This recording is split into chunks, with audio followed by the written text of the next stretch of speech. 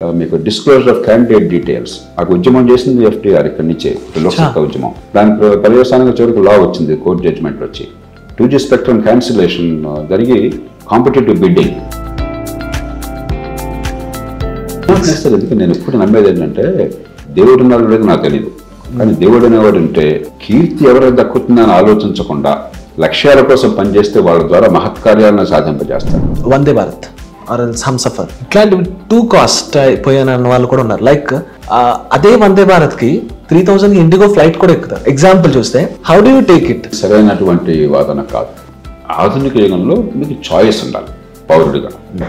3000 రూపాయలకి IndiGo flight లో వెళ్ళొచ్చు, వందే భారత్కి వెళ్ళొచ్చు. మిమ్మల్ని తుపాకీ పెట్టి వందే భారత్కి వెళ్ళి ఇండిగో ఫ్లైట్కి వెళ్ళని చెప్పారా? 7.5 lakh crores ని మాఫీ చేశారు ఇండస్ట్రియల్ సెక్టార్ పీపుల్ కి గవర్నమెంట్ అని అన్నారు. Is that true? వాళ్ళు ఏం చేస్తున్నారంటే దానికి క్యాపిటల్ అడిక్వసీ అంటారు. నాన్ పర్ఫార్మింగ్ అసెట్ అంటే కంపెనీ అనుకున్న రీతిలో అక్కడ మీ అప్పు ఇస్తే అప్పు నుంచి వడ్డీ రావట్లేదు కాబట్టి దాన్ని నాన్ పర్ఫార్మింగ్ అసెట్ గా రిజర్వ్ బ్యాంక్ డిఫైన్ చేస్తుంది. చేయగానే రిజర్వ్ బ్యాంక్ బ్యాంకుల మీద ఒత్తిడి తీసుకొస్తుంది. గవర్నమెంట్ సంస్థ కదా, గవర్నమెంట్లో అధికారం ఉంది కదా, ఇవ్వకపోతే బ్యాంకుని నేతల్లో పెడతారు. దేశంలో ఉన్న అన్ని గవర్నమెంట్ బ్యాంకులు కలిపితే ఎస్బీఐ చాలా పెద్ద bank. SBI state bank of చాలా ఉన్నాయి, చాలా ఉన్నాయి. ఇవి మిగతా బ్యాంకులు అన్ని కలిపితే ప్రభుత్వ బ్యాంకులు. దాని మార్కెట్ క్యాప్ ఎంత ఉందో ఐసిఐసిఐ బ్యాంక్ మార్కెట్ క్యాప్ అంతకంటే ఎక్కువ. మెట్రో వచ్చిన హైదరాబాద్ లో 20,000 కోట్లు 22,000 కోట్లు పెట్టుబడి పెట్టారు ఎలాంటి వాళ్ళు పూర్తిగా క్షౌరమే. ప్రతి సంవత్సరం 1,300 కోట్ల రూపాయలు అప్పుల మీద వడ్డీలు చెల్లించాలి వాళ్ళు. 160 రూపాయలు ఆరోగ్యం మీద ఖర్చు ప్రభుత్వం నుంచి ఆరోగ్యం అందట్లేదు చాలా మేరకు. ప్రైవేట్ లో ఇన్సూరెన్స్ ఉన్న వాళ్ళు, ఈఎస్ఐ ఉన్న వాళ్ళు చాలా కొద్ది మంది. కాబట్టి చాలా మందికి చిన్న ఆరోగ్యం వచ్చినా పెద్దది వచ్చినా కూడా జేబుల నుంచి డబ్బులు ఖర్చు పెట్టాల్సి వస్తుంది. 5 కోట్ల మంది ఏడాదికి, 5 కోట్ల మంది, దాదాపు 5-5.5 కోట్ల మంది కేవలం అనారోగ్య కారణంగా బేదలు అవుతున్నారు. వాజ్పేయి గారు మొట్టమొదట ప్రైమ్ మినిస్టర్ గా నీ రీప్లేస్మెంట్ చేయించుకున్నప్పుడు మొట్టమొదటి ఆ పేషెంట్ ఆయన ఇండియాలో. ఊహ అనుకున్న పత్రికల్లో బడి కథలు వచ్చినాయి. హైదరాబాద్ రోజు 100 మంది నీ రీప్లేస్మెంట్ అవుతుంది. అక్కినేని నాగేశ్వరరావు అన్నారు, గొప్ప సినిమా స్టార్ ఆయన, సూపర్ స్టార్. ఆయన మొట్టమొదటి హార్ట్ సర్జరీ చేయించుకుంటే తెలుగు నాట లేకపోతే దక్షిణాది కథలుగా చెప్తున్నారు. నాగేశ్వరరావు గారికి గుండె ఆపరేషన్ చేశారంట, గుండె ఆగిపోయిందంట, హార్ట్ లంగ్ మిషన్ పెడతారు, గుండె ఆగిపోయిందంట, ప్రాణం పోయినట్టేనంట, ఇదంట మళ్ళీ పునర్జన్మేనంట అని చెప్పని. ఇవాళ హైదరాబాద్లో రోజు 200 మంది జరుగుతుంది. సాధ్యాసాధ్యాల పరిశీలన లేకుండా, డబ్బులు చూసుకోకుండా, ఎక్కడి నుంచి డబ్బులు వస్తాయో చెప్పకుండా 1,20,000 కోట్ల రూపాయలు హామీలు ఇచ్చారు ఏడాదికి. లేని డబ్బుల మీద హామీలు ఇచ్చేశారు. అంటే మీకు మీ దగ్గర ఆదాయం లేకుండా మీరు అప్పులు ఆశించారు. ముఖ్యమంత్రి గారు కనీసం మమ్మల్ని కలవడు, ఆయన ఎక్కడో రాజుగారి లాగా నిజాం లాగా ప్రవర్తిస్తున్నాడు. అభావం ఉంది కదా, కుటుంబ పాలన ఉంది, అధికార కేంద్రీకరణ ఉంది. తర్వాత కొన్ని అన్ని పార్టీలకు ఇందాక ఆడుకున్న మనందరికి ఉద్యోగాలు తెలంగాణ ఉద్యమంలో భాగంగా ఇచ్చారు. నీకు ఎందుకు పెట్టా, నీకు ఉద్యోగాలు వచ్చేస్తాయని చెప్పాను. సాధ్యం కాదు సార్. ఇప్పుడున్న ఆంధ్రాలో మీకు తెలిసిన మటుకు ఎంత డెప్ట్లో ఉంది సార్? దానిలో 20% మించకూడదు రాష్ట్రంలో అప్పులు నిబంధనలు చెప్తుంది. ఎందుకంటే ఎక్కువైతే రాష్ట్రం భరించలేదు. ప్రస్తుతం ఆంధ్రప్రదేశ్ 45-46% వెళ్ళిపోయింది. పెండింగ్ బిల్స్ అంటారు. అంటే ఇప్పుడు కాంట్రాక్టులు మీకు గవర్నమెంట్ మీ దగ్గర కొంది, మీకు డబ్బులు ఇవ్వాలి, మీ దగ్గర తీసుకున్నారు వస్తువుని, మీకు 1 కోటి రూపాయలు ఇవ్వాలి, ఇవ్వను. ఆరోగ్యశ్రీ మీద హాస్పిటల్ పనిచేశారు, వాళ్ళకి బిల్లు చెల్లించాలని నేను ఇవ్వను. లేకపోతే ఉద్యోగులకి ఎరియర్స్ ఉంటాయి, కొన్ని గ్యారంటీకి ఇవ్వాలా, మార్గం లేదు, నేను ఇవ్వను, తర్వాత ఇస్తాను. చిన్న చిన్న కాంట్రాక్టులు 1,00,000 కోట్ల రూపాయల దాకా పెండింగ్ బిల్స్ ఉన్నాయన్నారు. అంటే సరే, ఈ విషయం ముఖ్యమంత్రి స్థాయిలో ఉన్న పర్సనల్స్ అందరికీ తెలుసా? 100% తెలుసు. ఎందుకంటే మిగతా వాళ్ళు తెలియకపోవచ్చు. ఎగ్జాక్ట్ లెక్కలు ఎంత ఉన్నాయో చాలా రాష్ట్రాల్లో చూచాయిగా తెలుస్తుందని వివరాలు తెలియదు. కానీ ప్రతిరోజు రేషన్లు ఇవ్వడానికి వాలంటీర్ కావాలన్నా, వచ్చి నీకు భోజనం తీసుకోవడానికి వాలంటీర్ కావాలన్నా, ఇది పరిపాలన. ఎలక్షన్ సిస్టమ్ అనేది మారితే బాగుపడుతుందా? ఓటింగ్ సిస్టమ్ అనేది ఒక సింగిల్ షాట్ సొల్యూషన్ లేదు మాకు. ఇదేదో అంటే మీరు చెప్పినట్టు బ్రిటన్ నుంచి అడాప్ట్ చేసుకున్న ఈ పాలసీ నేను చాలా కాలం నుంచి పోరాడుతున్నాను. దాని బదులు ప్రత్యామ్నాయ ఎన్నికల వ్యవస్థ వచ్చినట్టయితే రాష్ట్రాల్లో నా దృష్టిలో ప్రత్యక్ష ఎన్నికలు కావాలి. హై గోస్, నమస్తే, this is Mahi, welcome to India glitz. And first of all ఈరోజు నేను ఒక లీడర్తో ఉన్నాను, మీ అందరికీ తెలిసిన విజనరీ లీడర్ అని చెప్పొచ్చు. అండ్ నేను పర్టికులర్గా ఒక విషయం చెప్పాలి. వెన్ నాకు పాలిటిక్స్ అర్థమైంది, అంటే పదం తెలిసిన దగ్గర నుంచి ఈయనంటే కొంచెం ఇంప్రెషన్ ఉండేది. మీ అందరికీ తెలిసిన జేపీ గారు, జయప్రకాష్ నారాయణ గారు మనతో పాటు ఉన్నారు, మాట్లాడదాం. సార్ నమస్తే. నమస్తే Mahi. Sir nice to meet you అని ఒక చిన్న వర్డ్తో చెప్పలేను. My pleasure. And first of all 2 points sir. నేను ఇక్కడికి వచ్చిన తర్వాత అందరికీ మీ లోక్సత్తా పార్టీ అనే ద్వారా తెలుసు, కానీ పీపుల్కి ఎఫ్డిఆర్ నుంచి తెలియదు. ఎఫ్డిఆర్ అని తెలుసుకున్న తర్వాత ఇంప్రెసివ్గా అనిపించింది. కొంచెం డిస్క్రిప్షన్ ఇస్తారా? ఎఫ్డిఆర్ అంటే ఏంటి, అసలు దాని మీద మీరు ఏం వర్క్ చేస్తున్నారని? అంటే 1996లో నేను గవర్నమెంట్ నుంచి రిజైన్ చేశాను. చేసే ముందే ఒక డిస్కషన్ పేపర్ తయారు చేశాను. ఇది ఏదో ఎమోషన్తో చేసింది కాదు, పదవుల కోసం చేసింది కాదు, పవర్ కోసం చేసింది కాదు. ఈ దేశంలో డెమోక్రసీలో మన స్ట్రెంగ్స్ ఏంటి, వీక్నెస్లు ఏంటి. కొన్ని బాగా చేస్తున్నాం, అన్ని చండాలం కదా దేశంలో, కొన్ని చెత్తగా ఉన్నాయి. ఎందుకు ఇట్లా జరుగుతుంది, ఫెయిల్యూర్స్ ఉంటే ఎందుకు జరుగుతుంది, దాన్ని కరెక్ట్ చేయాలంటే ఏం చేయాలి, ఇది చాలా డీప్గా ఆలోచించాక నేను దీనిలో దిగాను. అంతేగాని ఆషామాషి కాదు. ఒక డిస్కషన్ పేపర్ తయారు చేసాం. కొంత లైక్ మైండెడ్ పీపుల్ ఆటోమేటిక్గా నేను ఎప్పుడు బయట రాగానే కొంచెం సహజంగా సమాజంలో డిస్కషన్ వస్తుంది, డిబేట్ వస్తుంది, మీడియాలో వస్తుంది. రాష్ట్రం అంతా, తెలుగు రాష్ట్రాలు, ఇప్పుడు 2 రాష్ట్రాలు, ఒక రాష్ట్రం అంతా విపరీతంగా ఆ రోజుల్లో 30 రోజులు ప్రయాణం చేస్తుండేవాడిని. పొద్దున్న సాయంత్రం దాకా ప్రయాణం అంటే రోజు మార్నింగ్ 7 గంటల నుంచి రాత్రి 11 దాకా నాన్ స్టాప్ పని, ఏదో ఒక సమావేశం, చర్చ, డిస్కషన్ అట్లా అనమాట. సో దాంతో బయటకు రాగానే మొట్టమొదటి పెట్టింది ఈ ప్రజాస్వామ్య పీఠం, ఫౌండేషన్ ఆఫ్ డెమోక్రాటిక్ ఫ్రంట్. ఎందుకంటే ఒక దిక్సూచి ఉండాలి. ఊరికే ఏ గాలిపోయే గాలిపటం అయితే ఉపయోగం లేదు. ఈ ఉద్యమానికి మేమందరం కలిసి చేస్తున్న పోరాటానికి, ప్రజాస్వామ్యం బాగుపడడానికి, బాగుపడడం అంటే ఏమిటి, ఏం కావాలి, ఎక్కడ కొరతలు ఉన్నాయి, ఏం జరగాలి, ఏమిటని చెప్పనేది ఆ డైరెక్షన్ చూపెట్టే దిక్సూచి. కాబట్టి నా ప్రధానమైన పని అంతా కూడా ఎఫ్డిఆర్ ద్వారా. కానీ మన ప్రచారం అక్కర్లే, దానికి ఒక బ్రాండ్ కావాలి. కాబట్టి లోక్సత్తా అనేది ఒక ఉద్యమంగా వచ్చింది. తర్వాత లోక్సత్తా అనేది ఒక పార్టీగా వచ్చింది. కొంతకాలం పార్టీగా ఉంటే ప్రజల్లో తగిన స్పందన ఉంటుంది, మరి వేగంగా చేయొచ్చు అనుకున్నాం. అది జరగలేదు. అందుచేత పార్టీ ఎన్నికల్లో వద్దని చెప్పి నిర్ణయం చేసుకున్నాం. రాజకీయం తప్పని కాదు, రైట్ అని కాదు. అది పనికి వస్తే ఉపయోగిస్తాం, పనికి రాకపోతే వేస్ట్, టైం వేస్ట్ అంతే. అండ్ ఇది నాన్ ప్రాఫిట్ ఆర్గనైజేషన్.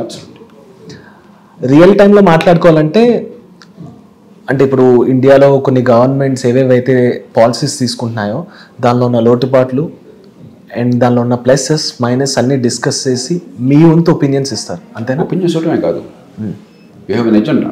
ఈ దేశంలో ఏ మార్పులు కావాలి, ఇప్పుడు కొన్ని మనం కోరుకుంటున్నాం కదా. ఎందుకని మనందరిలో అశాంతి ఉన్నది?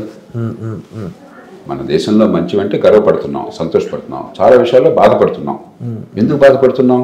కొన్ని జరగటం లేదు. ఎందుకు జరగటం లేదు? అవి జరగాలంటే ఏం చేయాలి? So FDR is not merely commenting. ఈ దేశంలో అధికారంలో ఉన్న వాళ్ళు చేయలేని మార్పులను సైతం ఎఫ్డిఆర్ తీసుకొచ్చింది. 3 రాజ్యాంగ సవరణ, కాన్స్టిట్యూషన్ అమెండ్మెంట్స్ తీసుకొచ్చాం.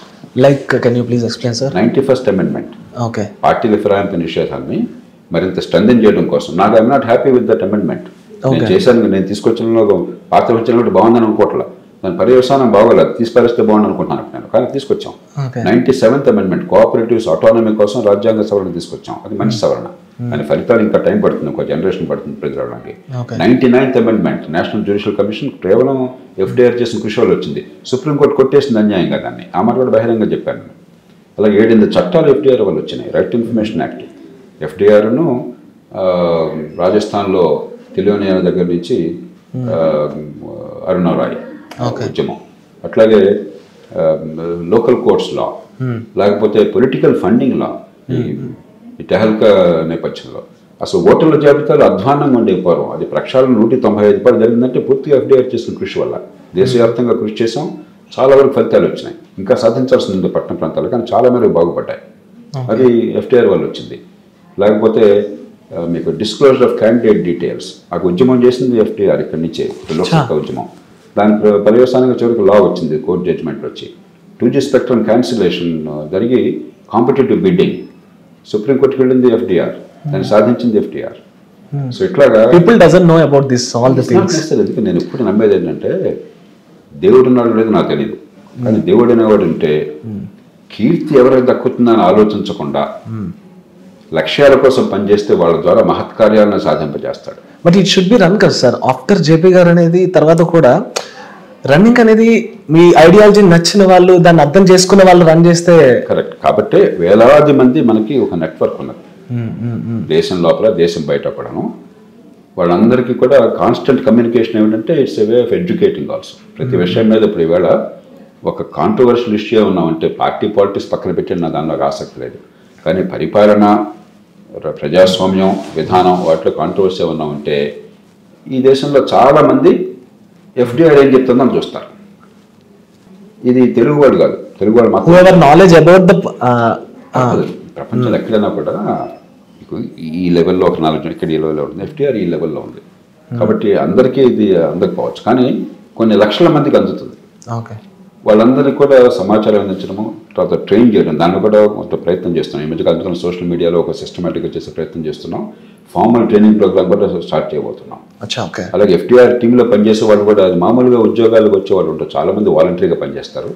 ప్రొఫెషనల్గా వచ్చే వాళ్ళు కూడా ఈ ప్యాషన్తో వచ్చిన వాళ్ళు కొంతకాలం ఇక్కడ పనిచేసి ఇంటర్న్స్ గాను లేదా వాలంటీర్స్ గాను ఇది బాగా అర్థమయ్యి ఇది కావాలని కోరుకుని వాళ్ళు మనసు పెట్టి చేస్తున్నారు, కానీ ఉద్యోగాల కోసం ఎవరు చేయట్లేదు ఎక్కడ.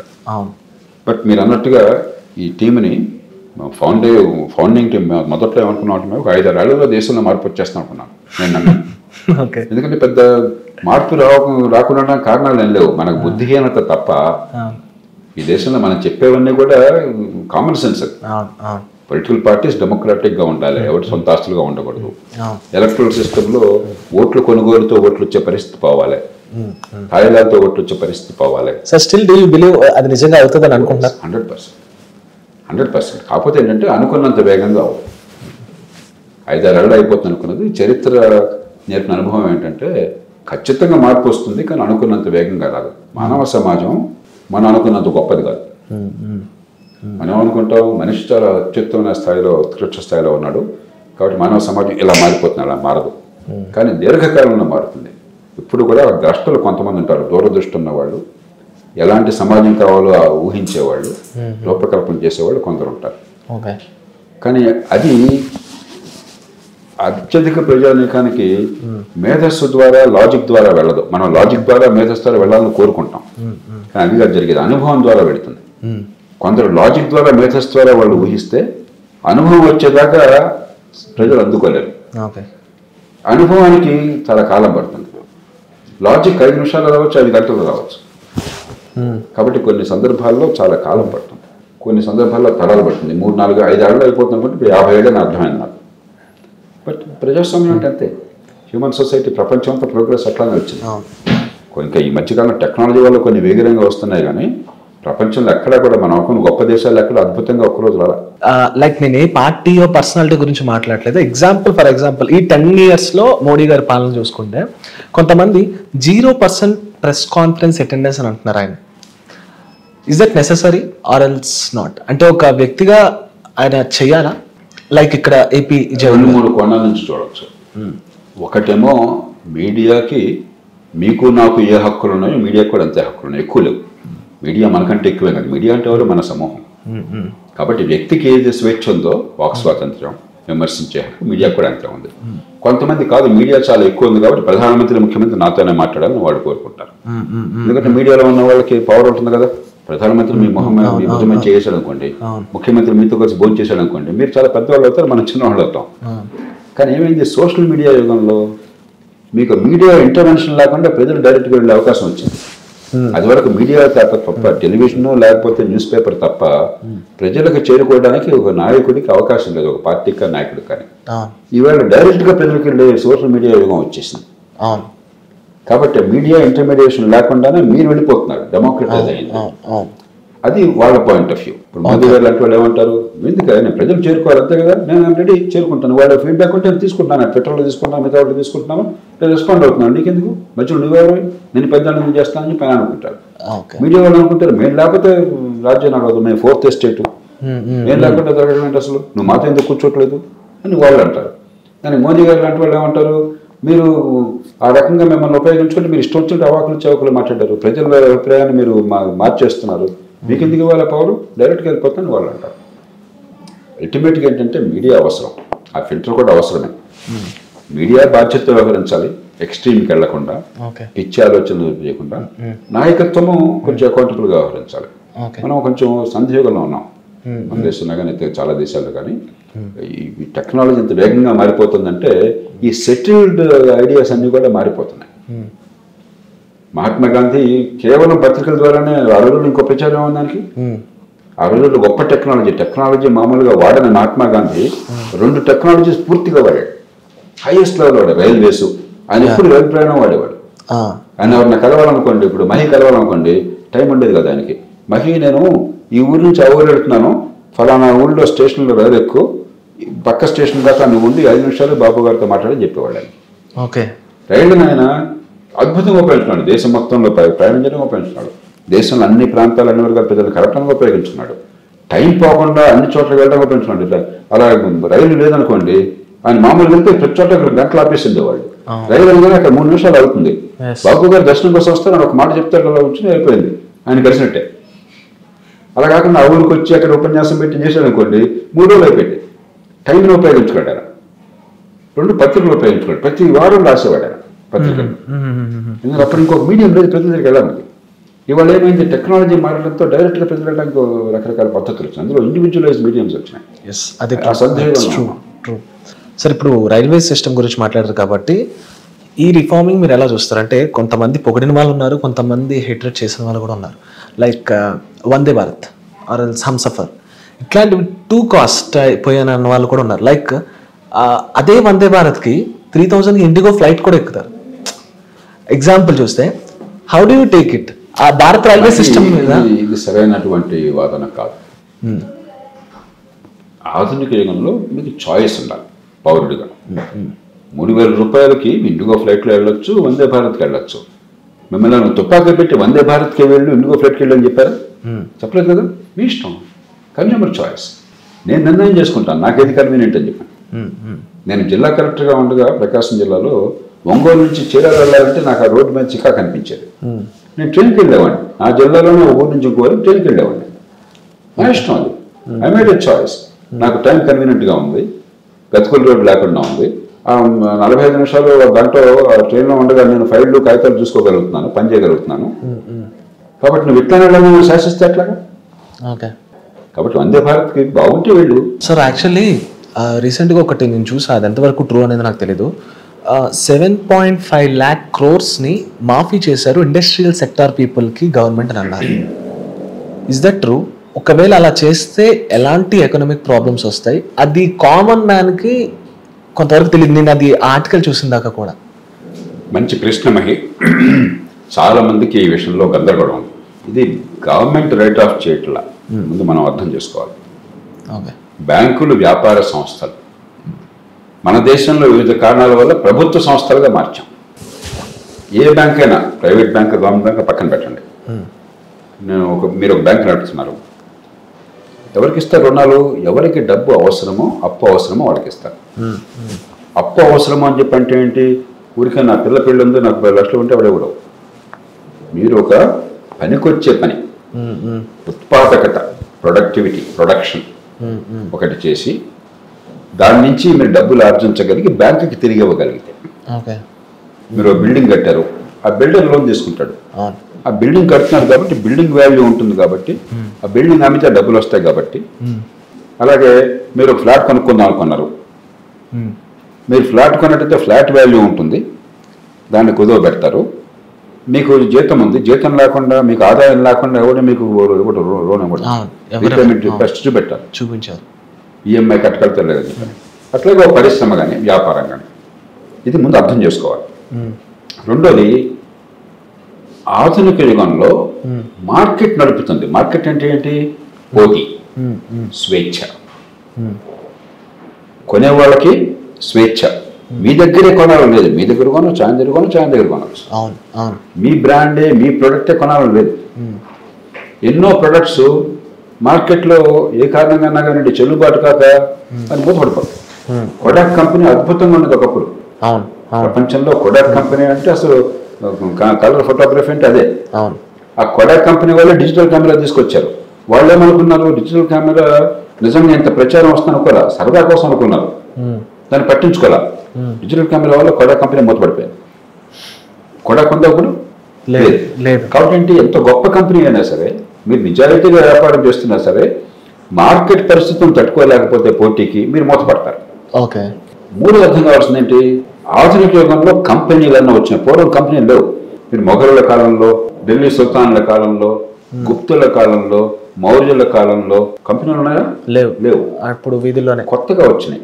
లిమిటెడ్ లయబిలిటీ కంపెనీ అంటారు. ఓకే. ఎందుకు పెట్టారు అది? మానవ సమాజం ఎందుకు పెట్టింది? మహి ఉన్నాడు ఇప్పుడు, మంచి ఐడియా ఉంది, టెక్నాలజీ ఉంది, తపన ఉంది ప్రొడ్యూస్ చేయాలని, కొంత పెట్టుబడి పెట్టగలరు. కానీ ఎవరు కూడా ఒక కంపెనీకో లేదా ఒక ఫ్యాక్టరీకో మరో దానికో డబ్బులన్నీ పెట్టే శక్తి ఎవరికి ఉండదు. ఆ పెట్టిన పెట్టుబడి ఈ మార్కెట్ కండిషన్స్లో కొడకపోయినట్టుగా రేపు పొద్దున మార్కెట్లో తట్టుకోలేదు. మంచి ప్రోడక్ట్ వచ్చినా తట్టుకోలేకపోయినారు. నిన్న నాకు ఎయిర్పోర్ట్లో కానీ కలిశాడు, ఓకే, గొప్ప టెక్నాలజీతో. మరి పెద్ద పెద్ద డయాగ్నోస్టిక్స్ అవసరం లేకుండా ఏ ఊళ్ళో ఉన్నా సరే టకామని అక్కడ ఈ ఎక్విప్మెంట్ ఉపయోగించి మీకు డయాగ్నోస్టిక్స్ అన్నీ చేసి క్లౌడ్లో పెట్టేసి డాక్టర్కి పంపించే టెక్నాలజీ, గొప్ప టెక్నాలజీ. కానీ మార్కెటింగ్ సాధ్యం కావట్లా, కొనేవాళ్ళు ఎవరు లేకపోతున్నారు. ఇంకో 5 ఏళ్ళకో 10 ఏళ్ళకో అద్భుతంగా పెరగచ్చు అది. ఇవాళ తట్టుకోలేకపోతున్నాడు. ఆయన ఏ పాపం ఎరగకుండా, ఏ తప్పు లేకుండా కంపెనీ మూతపడింది అనుకోండి, నష్టాలు వచ్చి ఆయన ఒక గొప్ప ప్రయోగం చేసిన కారణంగా ఆయన దివాళా చేయాల్సిందేనా, కుటుంబం నాశనం కావాల్సిందేనా? కాదు. నాశనం కాకుండా లిమిటెడ్ లయబిలిటీ. అంటే కంపెనీలో పెట్టిన పెట్టుబడి మాత్రమే పోతుంది, కానీ ఈయన వ్యక్తిగత జీవితం పూర్తిగా నాశనం కాదు. ఇప్పుడు 3 కల్పన. మార్కెట్లో 10 కంపెనీలు పోటీ పడుతున్నప్పుడు కొన్ని కంపెనీలు బతకవు. అది లేకపోతే మార్కెట్ లేదు. మార్కెట్లో పోటీ ఎందుకు? పోటీ ఉంటే ఏమవుతుంది? మనకు మంచి మన్నిక తక్కువ ధరన వస్తువులు అందుతాయి. పోటీ లేకుండా ఒక్కడేమన్నా గ్యారంటీ బతాడు అనుకోండి, వాడు బతాడు, మనం చేస్తాం. పూర్వకాలం ఫోన్లు ఉన్నట్టుగా. బట్ ఇప్పుడు ఉన్నాయి సార్ అలా ఒక 2-3 కంపెనీస్ ఉన్నాయి. ఎగ్జాక్ట్లీ, అవి లేకుండా చేయాలి, గుత్తాధిపత్యం లేకుండా చేయాలి. మరి అప్పుడు సమాజం ఏం చేస్తుంది? బ్యాంకులు కానీ ఇంకోటి కానీ కొన్ని కంపెనీలు వాళ్ళు ఏ తప్పు లేకుండా మూతపడిపోయినాయి, లేకపోతే నష్టాలు వచ్చినవి, దివాళా తీస్తున్నారు. ఆ దివాళా తీస్తున్నప్పుడు ఆ కంపెనీని మూసేయడానికి ఏర్పాటు చేస్తాం.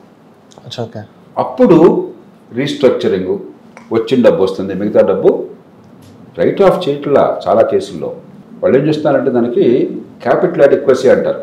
నాన్ పర్ఫార్మింగ్ అసెట్ అంటే కంపెనీ అనుకున్న రీతిలో అక్కడ మీ అప్పు ఇస్తే అప్పు నుంచి వడ్డీ రావట్లేదు, కాబట్టి దాన్ని నాన్ పర్ఫార్మింగ్ అసెట్గా రిజర్వ్ బ్యాంక్ డిఫైన్ చేస్తుంది. చేయగానే రిజర్వ్ బ్యాంక్ బ్యాంకుల మీద ఒత్తిడి తీసుకొస్తుంది. నువ్వేం చేస్తావు నాకు అనవసరం, నువ్వు నీ డబ్బుల్లోంచి, నీ రిజర్వ్స్లోంచి ఈ డబ్బుకి అడ్జస్ట్ చేయకపోతే 10,000 కోట్లు నీకు నాన్ పర్ఫార్మింగ్ అసెట్స్ ఉన్నాయి, అప్పులు ఇచ్చినా డబ్బులు తిరిగి రావట్లేదు, కాబట్టి ఈ డబ్బులకి నువ్వు 10,000 కోట్ల రూపాయలు బ్యాంకులో పెట్టు, నువ్వు లేకపోతే బ్యాంక్ నడవదు, బ్యాంకింగ్ వ్యవస్థ నాశనం అవుతుంది, కాబట్టి చేయమని చెప్పి రిజర్వ్ బ్యాంక్ వాళ్ళ మీద ఒత్తిడి తీసుకొస్తుంది. వీళ్ళు ఏం చేస్తారు? ఆ 10,000 కోట్ల రూపాయలు వాళ్ళ రిజర్వ్స్ వచ్చి కేటాయిస్తారు. రేపు పొద్దున 10,000 కోట్లు 5,000 కోట్లు రావచ్చు, కొంత రాకపోవచ్చు, మనకు తెలియదు. సో మీరు చెప్పిన 7-8 లక్షల కోట్ల రూపాయలు ఇంత పెద్ద ఆర్థిక వ్యవస్థలో కొన్ని పోటీకి తట్టుకోలేని బ్యాంకులు ఉన్నట్లు, సంస్థలు ఉన్నట్టయితే, వ్యాపారాలు ఉన్నట్టయితే, టైంకి వడ్డీలు చెల్లించలేకపోతే నాన్ పర్ఫార్మింగ్ అసెట్లుగా ఉంటే విధిగా నువ్వు క్యాపిటల్ పెట్టు, లేకపోతే బ్యాంక్ నడవదు, బ్యాంకింగ్ వ్యవస్థ నాశనం అవుతుందని చెప్పని ఏర్పాటు చేయడం. 10 ఏళ్ల క్రితం మన దేశంలో నాన్ పర్ఫార్మింగ్ అసెట్స్ 15%, 12%, 15% దాకా ఉంటాయి. అంటే 100 రూపాయలు అప్పులు ఇస్తే 12 నుంచి 15 రూపాయలు. ఇప్పుడైతే 4 రూపాయలకి తగ్గిపోయింది. మెరుగుపడిందా చెడిపోయిందా? మెరుగుపడింది కదా. అంటే 4% తగ్గింది. రూపాయలు తిరిగి రాకపోతే ఇప్పుడు 4 రూపాయలు తిరిగి రావట్లేదు, 90 రూపాయలు తిరిగి వస్తున్నాయి. కాబట్టి మెరుగుపడుతోంది. కానీ 4 రూపాయలు 3 రూపాయలు తిరిగి రాకుండా ఉంటాయి. మీరు ఎంత గొప్ప బ్యాంకు నడిపినా 100 రూపాయలు రూపాయి తిరిగి రాదు. బట్ అది బటన్ పీపుల్ మీద కదా. పీపుల్ అంటే అది వ్యాపారంలో భాగం. ఇప్పుడు మీరు మార్కెట్లో ఉదాహరణకి అమెజాన్ కంపెనీ ఉంది, లేకపోతే ఏమంటారు ఫ్లిప్కార్ట్ ఏదో ఉంది. మీరు ఏం చేస్తారు?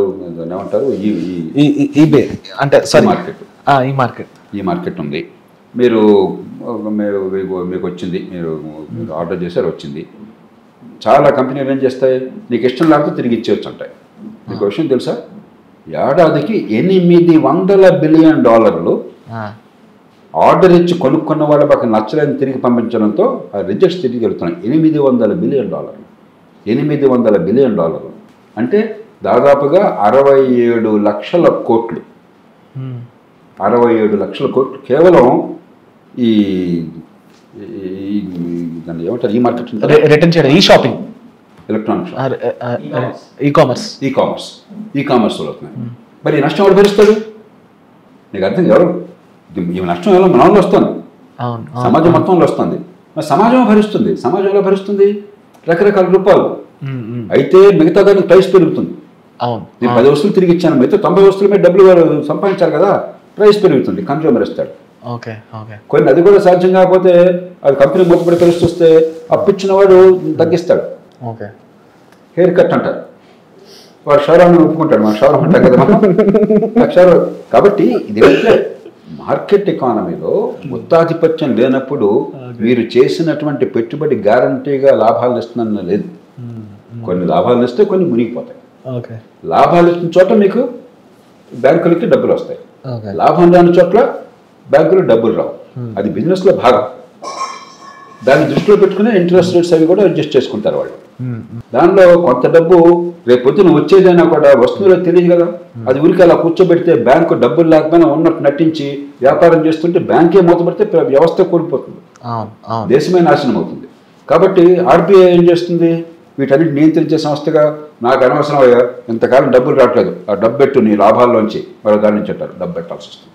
అలా వచ్చిన డబ్బు ఇది మార్కెట్ ఎకానమీలో భాగం. అది మిగతా డిపాజిటర్స్కి వచ్చే ఇంట్రెస్ట్ రేట్లు కానీ లేకపోతే ఇన్వెస్ట్ చేసినట్టయితే ఇన్వెస్టర్ కానీ. ఎందుకు వచ్చిన సమస్య దీనిలో, నిజంగా వ్యాపారంలో నిజాయితీగా వచ్చే నష్టమైతే, మార్కెట్లో పోటీ వల్ల వచ్చే నష్టమైతే సమాజం దాన్ని భరించాలి ఏదో రకంగా. మన దేశంలో ఇంకొక సమస్య ఉన్నది, ఈ బ్యాంకులు చాలా మేరకు గవర్నమెంట్ సంస్థలు. కాబట్టి గవర్నమెంట్లో కూర్చున్నాడు, ఫోన్ చేసి ఏమయ్యా మా వాడికి ఫోన్, మా వాడికి ₹1,00,00,000 100 కోట్లు ఇవ్వు, 1000 కోట్లు ఇవ్వు నేను చెప్పాను కాబట్టి అంటాడు. గవర్నమెంట్ సంస్థ కదా, గవర్నమెంట్లో అధికారం ఉంది కదా, ఇవ్వకపోతే బ్యాంకుని నా నేతల్లో పెడతాడు, నువ్వు నా కంట్రోల్లో ఉన్నావు. దీనికి పరిష్కారం ఏంటి, గవర్నమెంట్కి బ్యాంకుల మీద కంట్రోల్ లేకుండా చేయటం. How is it possible sir? అవుతుందా? గవర్నమెంట్ ఓనర్షిప్ ఎందుకు ఉండాలి? ప్రపంచంలో ఎక్కడ బ్యాంకులు గవర్నమెంట్ ఓన్ చేయట్లేదే. బ్రిటన్ ఉంది, ఫ్రాన్స్ ఉంది, జర్మనీ ఉంది, అమెరికా ఉంది. ఒక్క దేశంలో కూడా బ్యాంకులు గవర్నమెంట్ చేతుల్లో లేవు. కానీ ఇండియాలో ఉంది. ఇండియాలో ఉంది. ఒకప్పుడు ప్రైవేట్ చేతుల్లోనే, గవర్నమెంట్ నేషనలైజ్ చేసింది. అందుకే నాకు తెలిసి ఈ మధ్య కాలంలో కొంచెం ప్రైవేటీకరణ ఉన్న బ్యాంకులన్నీ కొంచెం తగ్గుతున్నాయి అనే ఫీలింగ్ నాకు అయితే. చూడండి, మనకి ప్రైవేట్ బ్యాంకులు కొన్ని వస్తున్నాయి. దాంట్లో ఒక బ్యాంక్ తీసుకోండి, ఐసిఐసిఐ బ్యాంక్. దేశంలో ఉన్న అన్ని గవర్నమెంట్ బ్యాంకులు కలిపితే ఎస్బీఐ చాలా పెద్ద bank. SBI state bank of చాలా ఉన్నాయి, చాలా ఉన్నాయి. ఇవి మిగతా బ్యాంకులు అన్నీ కలిపితే ప్రభుత్వ బ్యాంకులు. దాని మార్కెట్ క్యాప్ ఎంత ఉందో ఐసిఐసిఐ బ్యాంక్ మార్కెట్ క్యాప్ అంతకంటే ఎక్కువ ఉంది. డిపాజిట్ తక్కువ, వ్యాపారం తక్కువ. ఎందుకని ఎక్కువ ఉంది? అక్కడ ఇలాంటివి లేవు. వాళ్ళు లోన్ ఇచ్చినప్పుడు పైవాడు ఒత్తిడి చేసి ఒకట్లా పనికొచ్చే వ్యాపారం కదా, తిరిగి వస్తాను చూసి ఇస్తున్నాడు. ఒకవేళ నష్టపోతే వాడు నష్టపోతున్నాడు, మనం నష్టపోట్లా, ప్రజలు నష్టపోట్లా. సో అది కూడా కాబట్టి పరిష్కారం రాజకీయం కంట్రోల్ లేకుండా, ప్రభుత్వ ఓనర్షిప్ లేకుండా ప్రైవేటైజ్ చేస్తే, వాడు బాగా మంచి లోన్లు ఇస్తే లాభం వస్తే బ్యాంక్ బతుకుతుంది. సరే, ఇది ఓన్లీ బ్యాంకింగ్ సెక్టార్కే కన్ఫైన్ చేస్తే బెటరా, ఆర్ ఎల్స్ ఇప్పుడు అన్నట్టు రైల్వే సెక్టార్ కూడా చేస్తే బెటర్ అని కొన్నిసార్లు అన్నారు. అసలు ఒక సూత్రం, మౌలిక ప్రిన్సిపల్ ఏంటంటే గవర్నమెంట్ తాను చేయాల్సిన పని చేయాలి. గవర్నమెంట్ తప్ప గత్యంతరం లేని పనులు చాలా ఉన్నాయి. ఉదాహరణకి మంచి రోడ్లు వేయాలి, ఎవరు వేస్తారు?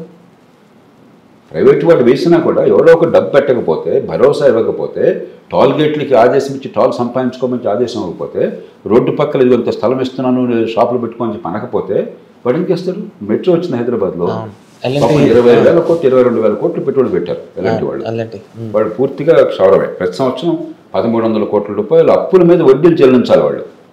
డబ్బులు రావట్లా. వచ్చే డబ్బంతా కూడా రోజువారీ ఖర్చులు సరిపోతుంది. 1,300 కోట్లు ఖాయమే. స్టిల్ ఇంకా డెఫినిషన్స్ లో నడుస్తుంది. అది 22,000 కోట్ల రూపాయలు పెట్టుబడి పెట్టాక పెట్టుబడికి డబ్బులు పోయినాయి. దానిలో కొంత బ్యాంకుల డబ్బు, కొంత వాళ్ళ ఉన్న పెట్టుబడి. బ్యాంకు పూర్తిగా ఇవ్వదు కదా. ఇప్పుడు 20% 30% మీరు పెడితే మిగతా బ్యాంక్ ఇస్తుంది.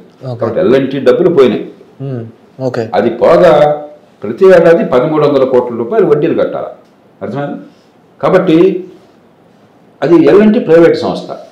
ఇదే ప్రభుత్వం చేసింది అనుకోండి, అంతా మన పన్నుల్లోంచి చెప్తుంది కదా. నీకెందుకు అసలు? ప్రభుత్వం చేయాల్సిన పని ప్రభుత్వం చేయాలి తప్ప ప్రభుత్వం చేయబడిన పనులు ఎందుకు? ప్రభుత్వం తప్ప గచ్చంతలేదు. కోర్టులు ఉన్నాయి, పోలీసులు ఉన్నారు, ప్రభుత్వమే చేయాలి. అది గొండాల పర్వం, ఇప్పటికీ గొండాల పరమైంది. ప్రభుత్వం పనిచేయకపోవడం చేత ట్రాఫిక్ నియంత్రించాలా, మంచి రోడ్లు కావాలా, విద్యుత్ సంస్థలు బాగుండాలి. దానికి డబ్బులు ఇస్తాం మనం, కరెంటు డబ్బులు ఇస్తేనే వస్తుంది, ఫ్రీగా రావట్లా. కానీ కరెంట్ నిర్మాణం చేసి గ్రిడ్ ఏర్పాటు చేయాలి కదా, ప్రైవేట్ చేయలేడు కదా. కరెంటు మిగతా వస్తువుల్లాగా 100 మంది 100 కరెంటు ఉత్పత్తి చేసి 100 పోల్స్ పెట్టుకోలేదు. ఒక గ్రిడ్ ఉండాలి, అది ప్రభుత్వమే చేయగలదు. నీటిపారుదల కావాలా, పర్యావరణ రక్షణ కావాలా, అందరికీ మంచి ప్రమాణాల చదువు, స్కూల్ చదువు కావాలా, మంచి ఆరోగ్యం అందాలా, ప్రభుత్వం చేయాలి. అది ప్రభుత్వం చేయాలి. 10 మంది పోటీ పడి చేసే అవకాశం ఉన్నాయని వాళ్ళు వదిలేయాలి. మనం ఏం చేసాం, ప్రభుత్వం చేయాల్సిన పనులన్నీ పక్కన పెట్టి రోడ్లు అధ్వానంగా ఉంటాయి, ట్రాఫిక్ చండాలంగా ఉంటుంది, చదువు పనికిరాని చదువు, పాపం తెలివితేటలున్నా కూడా పిల్లలకి చదువు అందకుండా పోతుంది, ఆరోగ్యం అందక కోట్ల మంది బేదలైపోతున్నారు, కోర్టుకి వెళ్తే న్యాయం అందదు. ఎందుకు వచ్చారో బాబు కర్మ కొద్ది అనుకోవటమే, సామాన్యుడు అన్యాయాన్ని కుమిలిపోతున్నాడు. మనం రోజు చూస్తున్నాం కదా, కరెంట్ ఎట్లా ఉంది. మనం ఇట్లా మాట్లాడుకుంటుంటే హైదరాబాద్లో కూడా కరెంట్ పోయింది. ఇప్పుడు కరెంట్ పోయి మనం రికార్డింగ్ ఆపేసాం కదా. పూర్వం రోజు ఉండేది 10 సార్లు, ఇప్పుడు అప్పుడప్పుడు పోతుంది అంతే. కాబట్టి చేయాల్సిన పనులు చేయలేకపోతున్నారు, ఇంకొకటి చేయడానికి అవకాశం పనులు మీరు జోళ్ళు పెడుతున్నారు. కాబట్టి ముందు రూల్ ఏంటంటే, ప్రభుత్వం ఎందుకు పెట్టాం మనం, వ్యక్తులు సొంతంగా చేసుకోలేని పనులు, ఉమ్మడిగా మనకు అవసరమైన పనులు, అవి జరగకపోతే సమాజం చాలా నష్టపోయే పనులు చేయడం కోసం ప్రభుత్వాన్ని పెట్టాం. ప్రభుత్వం బస్సులు నడుపుతాను, కార్ల ఫ్యాక్టరీ పెడతాను, సబ్బుల ఫ్యాక్టరీ పెడతాను, ఒకప్పుడైతే మోడర్న్ బ్రెడ్ అని చెప్పని బ్రెడ్ ఫ్యాక్టరీ పెడతాను, మైసూర్ శాండల్ సోప్ ఫ్యాక్టరీ పెడతాను. ఎందుకు గాడించేది, గుర్రం పని గుర్రం చేయండి, గాడిద పని గాడి చేయండి. సరే, సింపుల్గా ఒక వెరిడిక్ట్ చెప్తే, ఇప్పుడు మీరు చెప్పింది నాకు అర్థమైంది, ఇదా కాదా అని చెప్పండి. ఇప్పుడు ఏ గవర్నమెంట్ వచ్చినా, రాష్ట్ర గవర్నమెంట్ కానివ్వండి, దేశ గవర్నమెంట్ కానివ్వండి, ప్రైవేట్ పనులు చేయాల్సిన ప్రైవేట్ పనులు చేయాలి. గవర్నమెంట్ ఒకవేళ అది స్థాపిస్తే దానిలో వచ్చే నష్టాలు ట్యాక్సెస్ రూపంలో మన మీద పడుతున్నాయి. అది ఓకే. ఇప్పుడు బ్యాంకుల్లో మీరు చెప్పారే 7.14లో ఈ మోదీ ప్రభుత్వం వచ్చే నాటికి 14-15 నాటికి గతంలో చేసిన అప్పుల వల్ల బ్యాంకులన్నీ ఖాయిలాలు పడ్డాయి. నేను చెప్పాను కదా, 15% నాన్ పర్ఫార్మింగ్ అసెట్స్. దానివల్ల మన పన్నుల డబ్బుల నుంచి ఈ దేశ ప్రజలు దాదాపు 5 లక్షల కోట్ల రూపాయల పన్నుల నుంచి బ్యాంకులకి క్యాపిటల్ అడిక్వసీ అంటారు. ఇంత వ్యాపారం చేస్తే ఇంత పెట్టుబడి గ్యారంటీగా ఉండాలి, లేకపోతే బ్యాంకుల మీద నమ్మకం పోతుంది. బ్యాంకుల నమ్మకంతో ఆర్థిక వ్యవస్థ కుప్పకూలిపోతుంది. మనకి సుమతి సత్వంలో చెప్పారు, అప్పిచ్చువాడు వైద్యుడు ఎప్పుడు ఎడతెరక పారు ఏరు, ఇవన్నీ లేకపోతే ఊళ్ళో ఉండడామని. అప్పిచ్చేవాడు లేకపోతే ఊరు ఉండదు. కాబట్టి బ్యాంకుల్లో కొలాప్స్ అయితే దేశం ఉండదు. అందుకని రిజర్వ్ బ్యాంక్ ఏం చేస్తుంది, ఖర్చు మీద డబ్బులు పెట్టాల్సింది. అందులో ఏం చేస్తారు, ప్రభుత్వం మీద ఓనర్షిప్ 5 లక్షల కోట్లు ఎవరో ప్రభుత్వం అంటే ప్రధానమంత్రి దగ్గర కడుతున్నారా, ఆయన దగ్గర ఉంటుంది మన పన్నుల డబ్బు. పరిష్కారం ప్రైవేట్ రంగం చేయటం బ్యాంకులు. అలాగే రైల్వేలు ప్రైవేట్ గవర్నమెంట్ అన్నది, రైల్వేలు కొంచెం సంక్లిష్టం, ఎందుకంటే ఒక గ్రిడ్ అవసరం కాబట్టి దానిలో కూడా కొన్ని వీరుండని ప్రైవేట్ రంగం చేయాలి. మనం చూడాల్సింది ఒకటే, 10 మంది పోటీ పడి ఏం చేయగలిగితే దానికి వదిలేస్తే మనకి చవకగా మన్నికతో వస్తువులు దొరికితే సేవలు అందుతాయి. గవర్నమెంటే కోరుకుంటే గుత్తాధిపత్యం మొనోపలి ఉంటే మనకి చవక ఉండదు, క్వాలిటీ ఉండదు, మనకు కర్మ, వేరే మార్గం లేదు. ఎందుకంటే అర్థపగచ్చంత పూర్వకాలం ఫోన్లు ఉండే. మేము గవర్నమెంట్లో చేరినప్పుడు మీరంతా పుట్టక మనకు 43 ఏళ్ల క్రితం నేను గవర్నమెంట్లో చేరాను. ఆ రోజుల్లో గవర్నమెంట్లో ఫోన్ కాల్ చేయాలన్నా కూడా ట్రంక్ కాల్. పక్కూరు 30 కిలోమీటర్ దూరంలో ఫోన్ చేయాలని చెప్పంటే ట్రంక్ కాల్. 3 నిమిషాలకు ఆ రోజుల్లో 3 రూపాయలు ఛార్జ్ చేసేవాళ్ళు. అంటే ఇవాళ 30 రూపాయలు. 30 కిలోమీటర్ల దూరానికి 3 నిమిషాలు మాట్లాడితే 30 రూపాయలు వాడు కట్టగలరా మీరు? ఆనాడు కట్టాం. అది కూడా 3 గంటలు వెయిట్ చేయాల్సి వచ్చేది. ట్రంక్ కాల్ చేయగానే వచ్చేది కాదు. అర్జెంట్ కావాలంటే 8 టైమ్స్ ఛార్జ్ చేసి లైట్నింగ్ కాల్ అనేవాళ్ళు. 24 రూపాయలు కట్టాలా. అంటే ఇవాళ ఒక 700 రూపాయలు వేసుకోండి. మీరు ఊహించుకోండి, మీరు ఇక్కడి నుంచి డయల్ చేసి గజ్వేల్కి ఫోన్ చేయాలా, కరీంనగర్ ఫోన్ చేయాలి, వెంటనే కావాలా, 700 రూపాయలు 3 నిమిషాలకి. మీరు చెప్పండి ఎలా ఉందో. నేను కాల్ చేయడం కావాలంటే టికెట్ వేసుకొని వెళ్తా. ఇది నడిచింది. దానికి కూడా ఫోన్ దొరికే కాదు. ఫోన్ కావాలంటే నా మటుకు నాకు ఫోన్ కావాలంటే ప్రభుత్వంలో ఒక అధికారిని ఉండి చాలా హోదా ఉంది కూడా నా సొంతంగా ఫోన్ కావాలంటే 8,000 రూపాయలు ఆ రోజులు. అంటే ఇవాళ బహుశా 2-3 లక్షల రూపాయలకి ఈక్వల్ డబ్బు నేను డిపాజిట్ కట్టి 2-3 ఏళ్ళు వెయిట్ చేసిన తర్వాత నాకు ఫోన్ శాంక్షన్ అయింది. ఆ వచ్చిన ఫోను ప్రతి నెల ప్రతి 15 రోజులకి మళ్ళీ రిపేర్ అవసరం అయ్యేది, పనిచేసేది కాదు. మళ్ళీ ఫోన్ వాడితే ఇంతంత ఖర్చు అయ్యేది. నేను చెప్పిన ఖర్చు ఇది గుత్తాధిపత్యం వల్ల వచ్చిన సమస్య. ఎప్పుడైతే ప్రభుత్వం ఇట్లా వద్దా మన మొనోపలి వద్దు, మీరందరూ చేసుకోండి అని చెప్పని ప్రైవేట్ రంగానికి అవకాశం ఇచ్చిందో, వాళ్ళు ఇంటికి వచ్చి ఫోన్లు మీకు ఇస్తామంటున్నారు. అవునా? ప్రపంచంలో చీపెస్ట్ టెలిఫోన్స్ మనకి, అది తక్కువ ఖర్చు. మీరు ఇక్కడి నుంచి పైసా ఖర్చు లేకుండా అమెరికాకి ఫోన్ చేయొచ్చు, వాట్సాప్లో. ఇండియాలో ఎక్కడికైనా ఫోన్ చేయొచ్చు, ఏ క్షణమైనా సరే. ఇది ప్రభుత్వ రంగానికి ప్రైవేట్ రంగానికి మధ్య ఉన్న తేడా. పోటీ ఉంటే ఏం జరుగుతుంది, పోటీ లేకుండా మొనోపలి ఉంటే ఏం జరుగుతుంది, అది వేరే చూడక్కర్లా. మన కళ్ళ ముందు అనుభవం, సిద్ధాంతమో పుస్తకాలు అక్కర్లా, మన అనుభవం. యువతరానికి వాళ్ళ తల్లిదండ్రులు వాళ్ళ తాతలు ఉన్న కాలంలో తాతలు అమ్మమ్మలు నాయనమ్మలు ఉన్న కాలంలో ఫోన్లు ఎట్లా ఉండేవి తెలియదు. అది తెలుసుకుంటే మీకు చాలా విషయాలు అర్థమవుతాయి. ప్రభుత్వం ఏం చేయాలో ఏం చేయకూడదని చెప్పని. Nice explanation sir, thank you so much. And sir అన్నది మనందరికీ బాగా అలవాటు అయింది ఏంటంటే వచ్చే వెంటనే ఏ గవర్నమెంట్ వచ్చిన వెంటనే అందరికీ ఉద్యోగాలు ఇస్తాం, జాబ్ క్యాలెండర్స్ ఇస్తామని అంటూ ఉంటారు కదా. అంటే ఫస్ట్ మీరు ఆల్రెడీ ఎక్స్ప్లెనేషన్ ఇస్తాను. నాకు అర్థమయ్యేది ఏంటంటే ఎంతమంది ఉంటారు, 1 కోటి మంది జనాభా ఉంటే యూత్ వాళ్ళని ఏ గవర్నమెంట్ సార్, ఏ రాష్ట్రం 1 కోటి మందికి ఇస్తుంది జనాభాకి? పర్ఫెక్ట్గా మీరు చెప్పింది కరెక్ట్. మాకు ఇప్పుడు ఒకసారి మళ్ళీ ఎక్కువ ఆలోచించక్కర్లా, సిద్ధాంతాలు అక్కర్లా. మన ప్రేక్షకుల్ని కానీ మీరు కానీ నేను కానీ చేతి గడియారం ఉంది, మీకుంది, నాకు ఇక్కడ ఈ మైక్రోఫోన్ ఉంది, ఈ పెన్ ఉంది, ఈ కళ్ళజోడు ఉంది, ఎవరో నాకు ఇంకా పాతకాలం వాడిని కాగితాలు ఉన్నాయి, ఈ చొక్కా ఉంది, ప్యాంట్ ఉంది, ఈ చెప్పులు ఉన్నాయి, లేకపోతే బెల్ట్ ఉంటే బెల్ట్ ఉంది. వీటిలో ఏ ఒక్కటన్నా గవర్నమెంట్ తయారు చేసి ఇస్తుందా మీకు? అంటే రోజువారీగా మీరు ఉపయోగించే ఏ వస్తువైనా, మీరు చేసే ఫోన్ సేవ అయినా, ఇంకో పైన గవర్నమెంట్ నుంచి ఏమైనా వస్తుందా మీకు? మరి గవర్నమెంట్ అందరికీ ఉద్యోగాలు ఇస్తే మరి ఇవన్నీ ఎట్లా వస్తున్నాయి మనకి? ఇవన్నీ మనకు చేసి అందించేవాడు వేరు, అది నిజమైన ఉద్యోగాలు. ఈ చొక్కా ఉత్పత్తి చేసి మనకి మార్కెట్లో పోటీకి తట్టుకుని మంచి రేటుకి నచ్చింది అమ్మితే మనం కొంటున్నాం. మహికి తుపాకీ పెట్టి ఇదిగో ఈ తాళొచ్చే మంచి కీసు ఉన్న చొక్కా నువ్వు తీసుకొని తుపాకీ పెట్టావని చెప్పారా? మహి తీసుకున్నాడు కావాలని చెప్పి, అంతే కదా. కాబట్టి మనకు కావలసిన వస్తువులు కానీ సేవలు కానీ అందేదంతా కూడా మార్కెట్ నుంచి. ఉద్యోగాలు అక్కడ ఉంటాయి. ఈ ఉత్పత్తి చేసేది ఉద్యోగం అంటే ఏంటి? మనందరికి కావాల్సిన వస్తువుల్ని సేవలను ఉత్పత్తి చేసేది.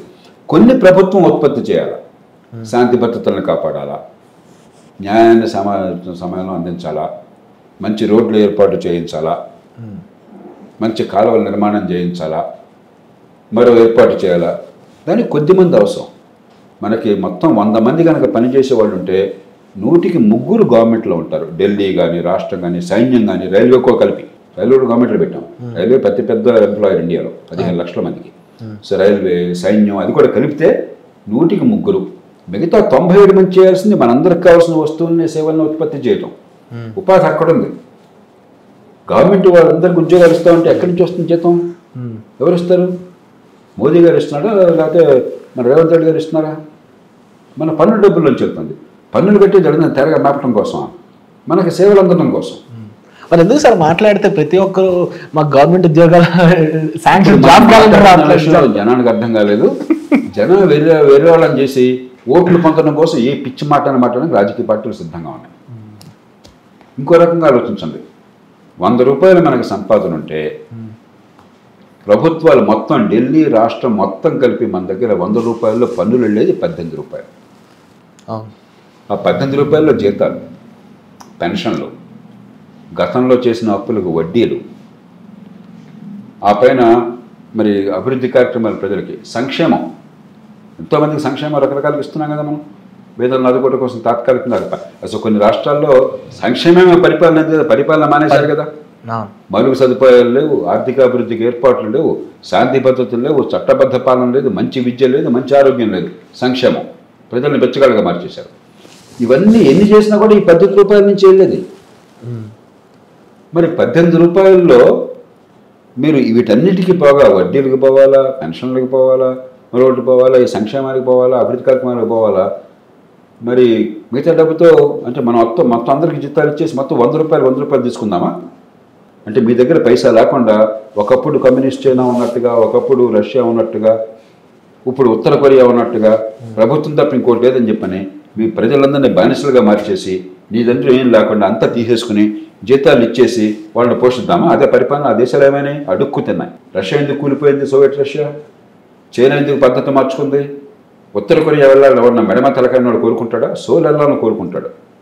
దక్షిణ కొరియాకి వెళ్ళాలని. ఉత్తర కొరియా ఎవరన్నా కోరుకుంటాడా? కాబట్టి ప్రభుత్వం అన్నది ఆ 3 ఉద్యోగాలు ఇచ్చి వాళ్ళతో పని చేయించాలా. వీళ్ళు ఏం చేస్తారు? 3 వెళ్ళిన వాళ్ళు అక్కడికి ముందు పోటీ పడడం. 100 ఉద్యోగాలంటే 1,00,000 మంది పోటీ పడతారు. అది ఘోరం సార్. నాకైతే చివరికి 100 మందే వచ్చేది అక్కడ. మిగతా 99,900 మంది సంగతి ఏంటయ్యా? ఈ పార్టీలు ప్రభుత్వాలు ఏం నటిస్తున్నాయి? ఇదిగో నీకు ఉద్యోగాలు ఇచ్చేస్తా, నీకు జాబ్ క్యాలెండర్ ఇస్తా, రిక్రూట్మెంట్ చేస్తా అని ఇంకా భ్రమ కలిగించడం కోసం లాటరీ లాగా ఇప్పుడు 25 ఏళ్ళ దాకా నీకుందా 30 ఏళ్ళ దాకా పెంచుతా అంటే 30 ఏళ్ళ దాకా ప్రతి నాకు ఉద్యోగం వచ్చేస్తున్న కలగంటాడు. 30 ఏళ్ళ 35 పెంచుతా 40 పెంచుతా. ఇది డ్రామా. కానీ అర్థం చేసుకోవాల్సింది 100 మంది పనిచేసే వాళ్ళు 3కే ప్రభుత్వంలో అవసరము. అది కూడా కొంతమంది ఎక్కువ ఉన్నారు, అనవసరంగా ఉన్నారు, పని చేయకుండా ఉన్నారు. 97 మందికి బయట వస్తారు. 100 ఉద్యోగాలు ప్రకటిస్తే మిగతా 99 మంది బతకనట్టు వాళ్ళు మనుషులు కదా. కాబట్టి ఈ రెండు ఆలోచిస్తే ఇది నిజంగా వస్తే తెలుసుకోండి, మనకు అర్థమైపోతుంది. అది తెలియకుండా మన మసిపూసి మారేడికాయ చేసి జనాన్ని వెర్రి వాళ్ళని చేస్తున్నారు, మోసం చేస్తున్నారు. సార్ ఎఫ్డిఆర్ నుంచి 2021 మీరు హెల్త్ స్కీమ్ అనేది ఒకటి రీసెర్చ్ చేశారు, అనాలిసిస్ చేశారు అన్నారు కదా, దాన్ని బట్టి మీకు ఏమర్థమైంది సార్? అంటే మిగతా కంట్రీస్కి మన కంట్రీస్కి ఉన్న వ్యత్యాసం ఏంటి? వాళ్ళు ఎలాంటి పాలసీస్ తీసుకున్నారు? 2 ఉన్నాయి. ఒకటి మనలో ఉన్న చెడు, 2 మనలో ఉన్న అవకాశం. 2 ఉన్నాయి మనకి. చెడు ఏంటంటే ప్రపంచంలో ఏ పెద్ద దేశంలో మన దేశం అంత అధ్వాన్నంగా ఆరోగ్య రంగం లేదు. ఎట్లా చెప్తున్నాను? ఉదాహరణకి 2-3 లెక్కలు. అన్నం అంతా చూడక్కర్లా, ఉడికిందో చూడాలంటే 2 మెతుకులు చూస్తూ చాలు. ఒకటి, ఆరోగ్యం మీద పెట్టే ఖర్చులో దాదాపు 100కి 60 రూపాయలు మన ప్రజలు వాళ్ళ జేబుల్లోంచి పెడుతున్నారు. ప్రపంచంలో చాలా పేద దేశాల్లో ఒకటి 100కి 60 రూపాయలు ఆరోగ్యం మీద ఖర్చు ప్రభుత్వం నుంచి ఆరోగ్యం అందట్లేదు చాలా మేరకు. ప్రైవేట్లో ఇన్సూరెన్స్ ఉన్నవాళ్ళు, ఈఎస్ఐ ఉన్నవాళ్ళు చాలా కొద్ది మంది. కాబట్టి చాలా మందికి చిన్న అనారోగ్యం వచ్చినా పెద్దది వచ్చినా కూడా జేబుల్లోంచి డబ్బులు ఖర్చు పెట్టాల్సి వస్తుంది. ప్రపంచంలో అతి ఎక్కువ అవుట్ ఆఫ్ పాకెట్ ఎక్స్పెండిచర్ అంటారు ఆరోగ్యం కోసం మన దేశంలో. 2, 5 కోట్ల మంది ఏడాదికి, 5 కోట్ల మంది, దాదాపు 5-5.5 కోట్ల మంది కేవలం అనారోగ్య కారణంగా బేదలు అవుతున్నారు. అంటే మన లెక్కలు బేదలు, కానీ కొన్ని లెక్కలు ఉన్నాయి. ఎవరిని బేద అంటారని చెప్పంటే కొన్ని లెక్కలు ఉన్నాయి. ఎంత ఆహారం తింటారు, రకరకాల లెక్కలు ఉన్నాయి. ఆ లెక్కల ప్రకారం చూస్తే సంవత్సరం మొదట బేదలు కాని వాళ్ళు ఆ సంవత్సరం లోపల అనారోగ్యం రావడం, జబ్బు చేయడం చేత, అయితే జబ్బు ఖర్చు పెట్టడం వల్ల ఆస్తులు అమ్ముకోవటం, అప్పుల పాలు కావటం వల్ల కానివ్వండి, డబ్బు ఖర్చు పెట్టలేక ఆరోగ్యం అందక దాన్ని ఏమవుతుంది, మంచంగా పడిపోతే ఆదాయం ఉండదు, పని ఉండదు. ఆ కారణంగా కానీ సంవత్సరం మొదట బేదలు కాని వాళ్ళు సంవత్సరాంతానికి ఏడాదికి 5 కోట్ల మంది ఈ దేశంలో బేదలు అవుతున్నారు. ఇంకో ఉదాహరణ చూడండి.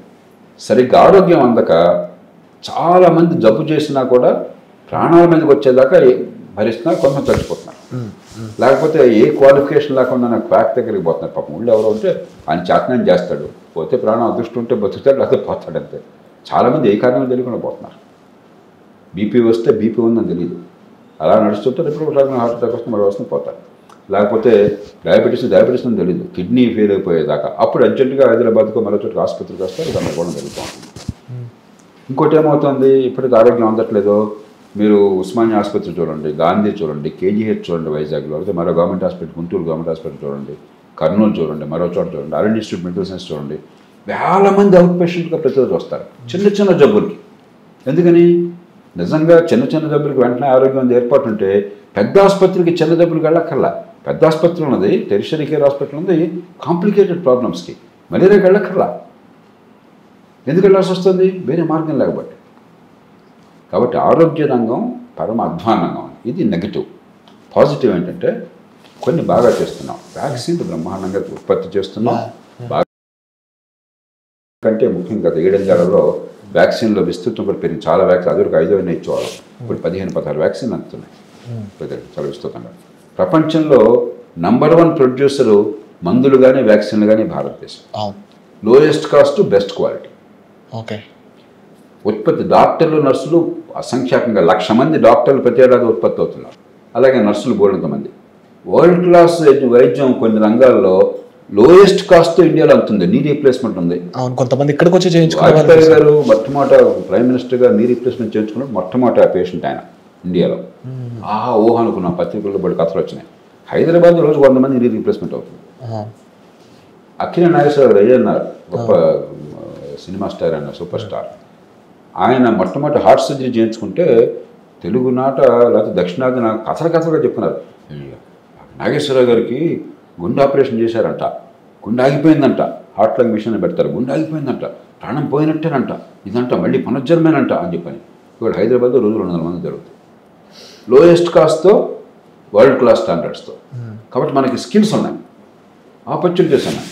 ఓకే, మనం ఇప్పుడు తక్కువ ఖర్చుతో అందరికీ అంత ఆరోగ్య ఏర్పాటు చేయటం. ఇప్పుడు 2021లో మనం తయారు చేసినటువంటి ప్రపోజల్ ఏంటంటే చాలా తక్కువ ఖర్చుతో మన ఇండియా మన మొత్తం జాతీయ ఆదాయంలో అమెరికాను తీసుకుంటే దాదాపు 18% ఖర్చు పెడుతున్నారు. $100 ఆ దేశం, $100 ఆ దేశంలో మొత్తం సంపాదన అంటే $18 ఆరోగ్యానికి పోతుంది. దానిలో సగం గవర్నమెంట్ ఖర్చు పెడుతుంది, $9 ఎంతో. బ్రిటన్ 100కి 90 పాయింట్లు అక్కడ ఆరోగ్యం అంతా ఖర్చు గవర్నమెంట్దే. అది 100 పౌండ్లు ఉంటే దేశంలో ఆదాయం, దానిలో 9-10 పౌండ్లు ఆరోగ్యం కోసం ఖర్చు పెడుతుంది గవర్నమెంట్. అలాగే బ్రిటన్ కానీ, ఫ్రాన్స్ కానీ, మరో దేశం కానీ, జర్మనీ కానీ, రకరకాల అన్ని దేశాలు అట్లా ఉన్నాయి. మనం ఎంత ఖర్చు పెడుతున్నాం? గవర్నమెంట్ 1.2. $100 ఆదాయం దేశానికి ఉంటే దానిలో 1.2 రూపీస్ మాత్రం ₹1.20 గవర్నమెంట్ ఖర్చు పెడతాం.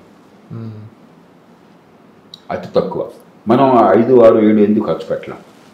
కాబట్టి మనం తయారు చేసే ప్రపోజల్ అంటే మన దేశంలో ఉన్న ఆపర్చునిటీ అడ్వాంటేజెస్ తీసుకుని కేవలం ఇంకొక ₹0.5 కూడా అక్కర్లేదు. ఇంకొక ₹0.5 లేకపోతే ఇంకొక 20-30 పైసలు చాలు. 1.2 1.5 చేద్దాం, కానీ కరెక్ట్గా చేద్దాం, తెలివిగా చేద్దాం. అది చేస్తే అద్భుతంగా చేయడం, అమెరికాలో చేయడం, కానీ మన దేశంలో ఉన్న పరిస్థితుల్లో బ్రహ్మాండంగా చేయొచ్చు. అది ప్రతిపాదన. అంటే మీరు అనేది ఇన్ఫ్రాస్ట్రక్చర్ పెంచాలంటున్నారా, లేదంటే ఒక్కటే కాదు, చాలు. కొన్ని చోట్ల ఇన్ఫ్రాస్ట్రక్చర్ కావాలి, కానీ చాలా చోట్ల ఇన్ఫ్రాస్ట్రక్చర్ కాదు. లేదంటే ఒక స్కూల్స్, గవర్నమెంట్ స్కూల్స్ మోడల్లో గవర్నమెంట్ హాస్పిటల్స్ ఎక్కువ ఉండాలా? గవర్నమెంట్ స్కూల్ మంచి ప్రశ్న అడిగారు. గవర్నమెంట్ స్కూల్లో ఓల్డ్ ఖర్చు పెడుతున్నాం, చదువు వస్తుందా? ఎగ్జాక్ట్గా చెప్పలేం, నేను ఎగ్జాక్ట్గా చెప్తున్నాను, రావట్లా. ఓకే, 180 మంది పిల్లలకి పొట్టగొస్తే అక్షముక్క రాకుండా వాళ్ళు తప్పేం కాదు, తెలివితేటలు ఉన్నాయి వాళ్ళకి. మనం మోసం చేసుకుంటున్నాం, దాని దగ్గర తర్వాత వద్దాం. కాబట్టి ఆరోగ్యంలో ఊరికే గవర్నమెంట్ కొత్తగా హాస్పిటల్ పెట్టేసి, డాక్టర్లు పెట్టేసి, నర్సులు పెట్టేసి, జీతాలు ఇచ్చేస్తే బాగా జరిగితే ఎందుకు విద్య అందట్లేదు?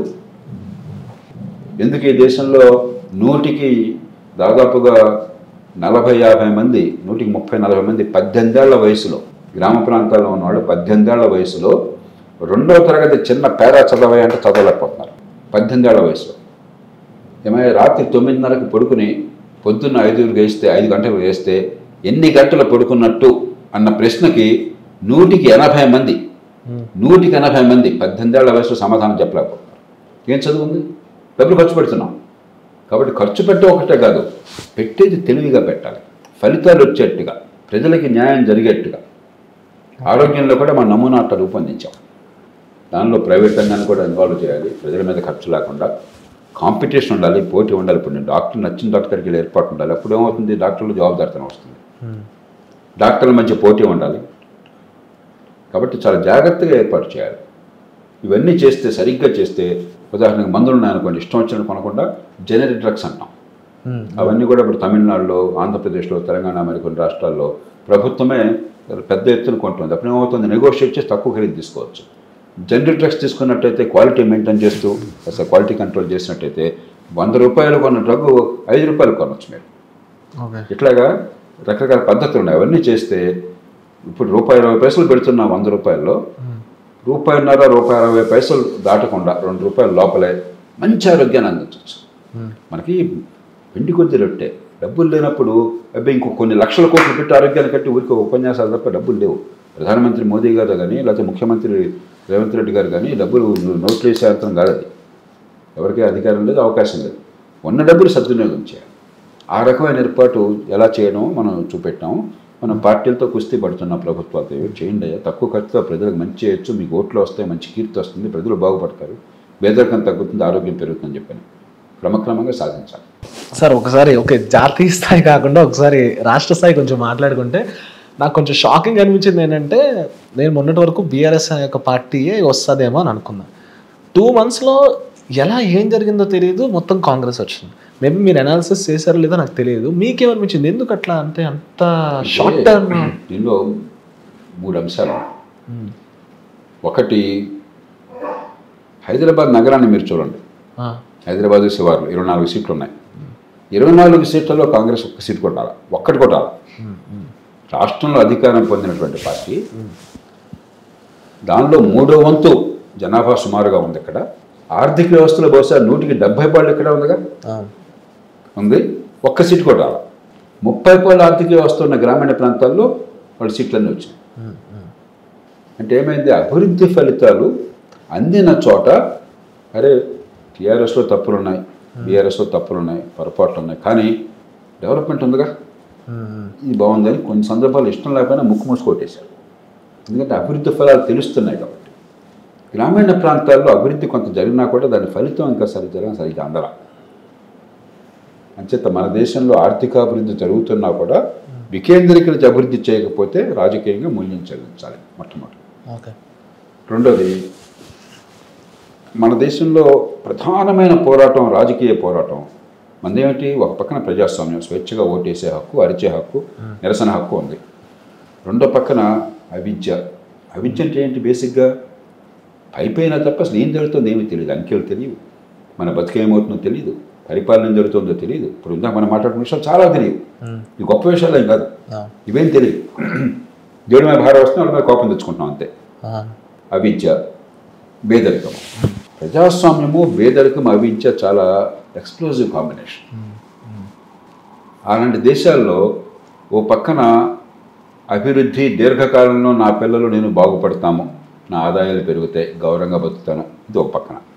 రెండో పక్కన తాత్కాలికంగా నాకు ఈవేళ నెలకు 2000, 3000 వస్తుంది, నాకు సంక్షేమం వస్తుంది. సంక్షేమం అవసరం. సంక్షేమం వద్దని పేద దేశాలు ఎవరైనా డబ్బున్న దేశాలు కూడా కొంత సంక్షేమం అవసరం. కానీ సంక్షేమమే పరిపాలన అయితే దేశం నాశనం అయిపోతుంది, ఇక పెరిగే అవకాశం లేదు. సంక్షేమ అభివృద్ధి బ్యాలెన్స్ చేయాలి. ఇక్కడ ఏమైంది, అభివృద్ధి కోసం చేశారు, సంక్షేమం కూడా చేశారు, కానీ ఇంకొక పార్టీ వచ్చి సాధ్యాసాధ్యాల పరిశీలన లేకుండా, డబ్బులు చూసుకోకుండా, ఎక్కడి నుంచి డబ్బులు వస్తాయో చెప్పకుండా 1,20,000 కోట్ల రూపాయల హామీలు ఇచ్చారు. ఏడాదికి లేని డబ్బుల మీద హామీలు ఇచ్చేశారు. అంటే మీకు మీ దగ్గర ఆదాయం లేకుండా మీరు అప్పులు ఆశించారు, పత్రం ఇచ్చేశారు.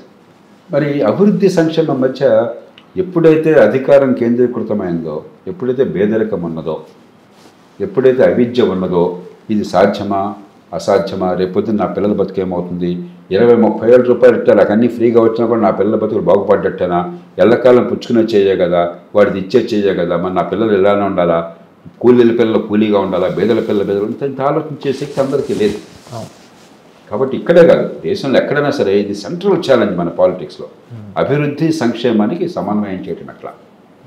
మూడోది ఏమైంది, ఇప్పుడు అధికారంలో ఉన్న పార్టీలు కొన్ని సందర్భాల్లో అందరూ దేశంలో అవినీతి ఉంది, అధికార కేంద్రీకరణ ఉంది, రూల్ ఆఫ్ లా, చట్టబద్ధ పాలన లేదు, బడుచున్నాడిదే బరి ఉంది, ఇవన్నీ ఉన్నాయి. కానీ ఒక గీత పెద్దగా దాటుకో. కానీ తెలంగాణ ప్రభుత్వం పెద్ద తప్పులు చేసింది అనుకోవట్లేదు, కొన్ని మంచి కూడా చేసింది, అభివృద్ధికి బాటలు వేసింది, హైదరాబాద్ నగరాన్ని కాపాడుకుంది, అభివృద్ధి బాటలు వేసింది, ఆంధ్ర తెలంగాణ తేడా లేకుండా చేసింది. కానీ వీళ్ళు చాలా అహంకారంతో ఉన్నారు.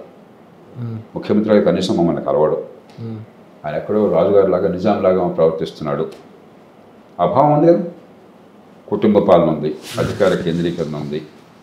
తర్వాత కొన్ని అన్ని పార్టీలకు ఇందాక అడుగుతున్న మనందరికి ఉద్యోగాలు తెలంగాణ ఉద్యమంలో భాగంగా ఇచ్చారు, నీకు ఎందుకు పెట్టా, నీకు ఉద్యోగాలు వచ్చేస్తాయని చెప్పాను, సాధ్యం కాదు. సో ఇట్లాంటివి కొన్ని. కాబట్టి ఈ మూర్తి ప్రభావం కనిపిస్తుంది.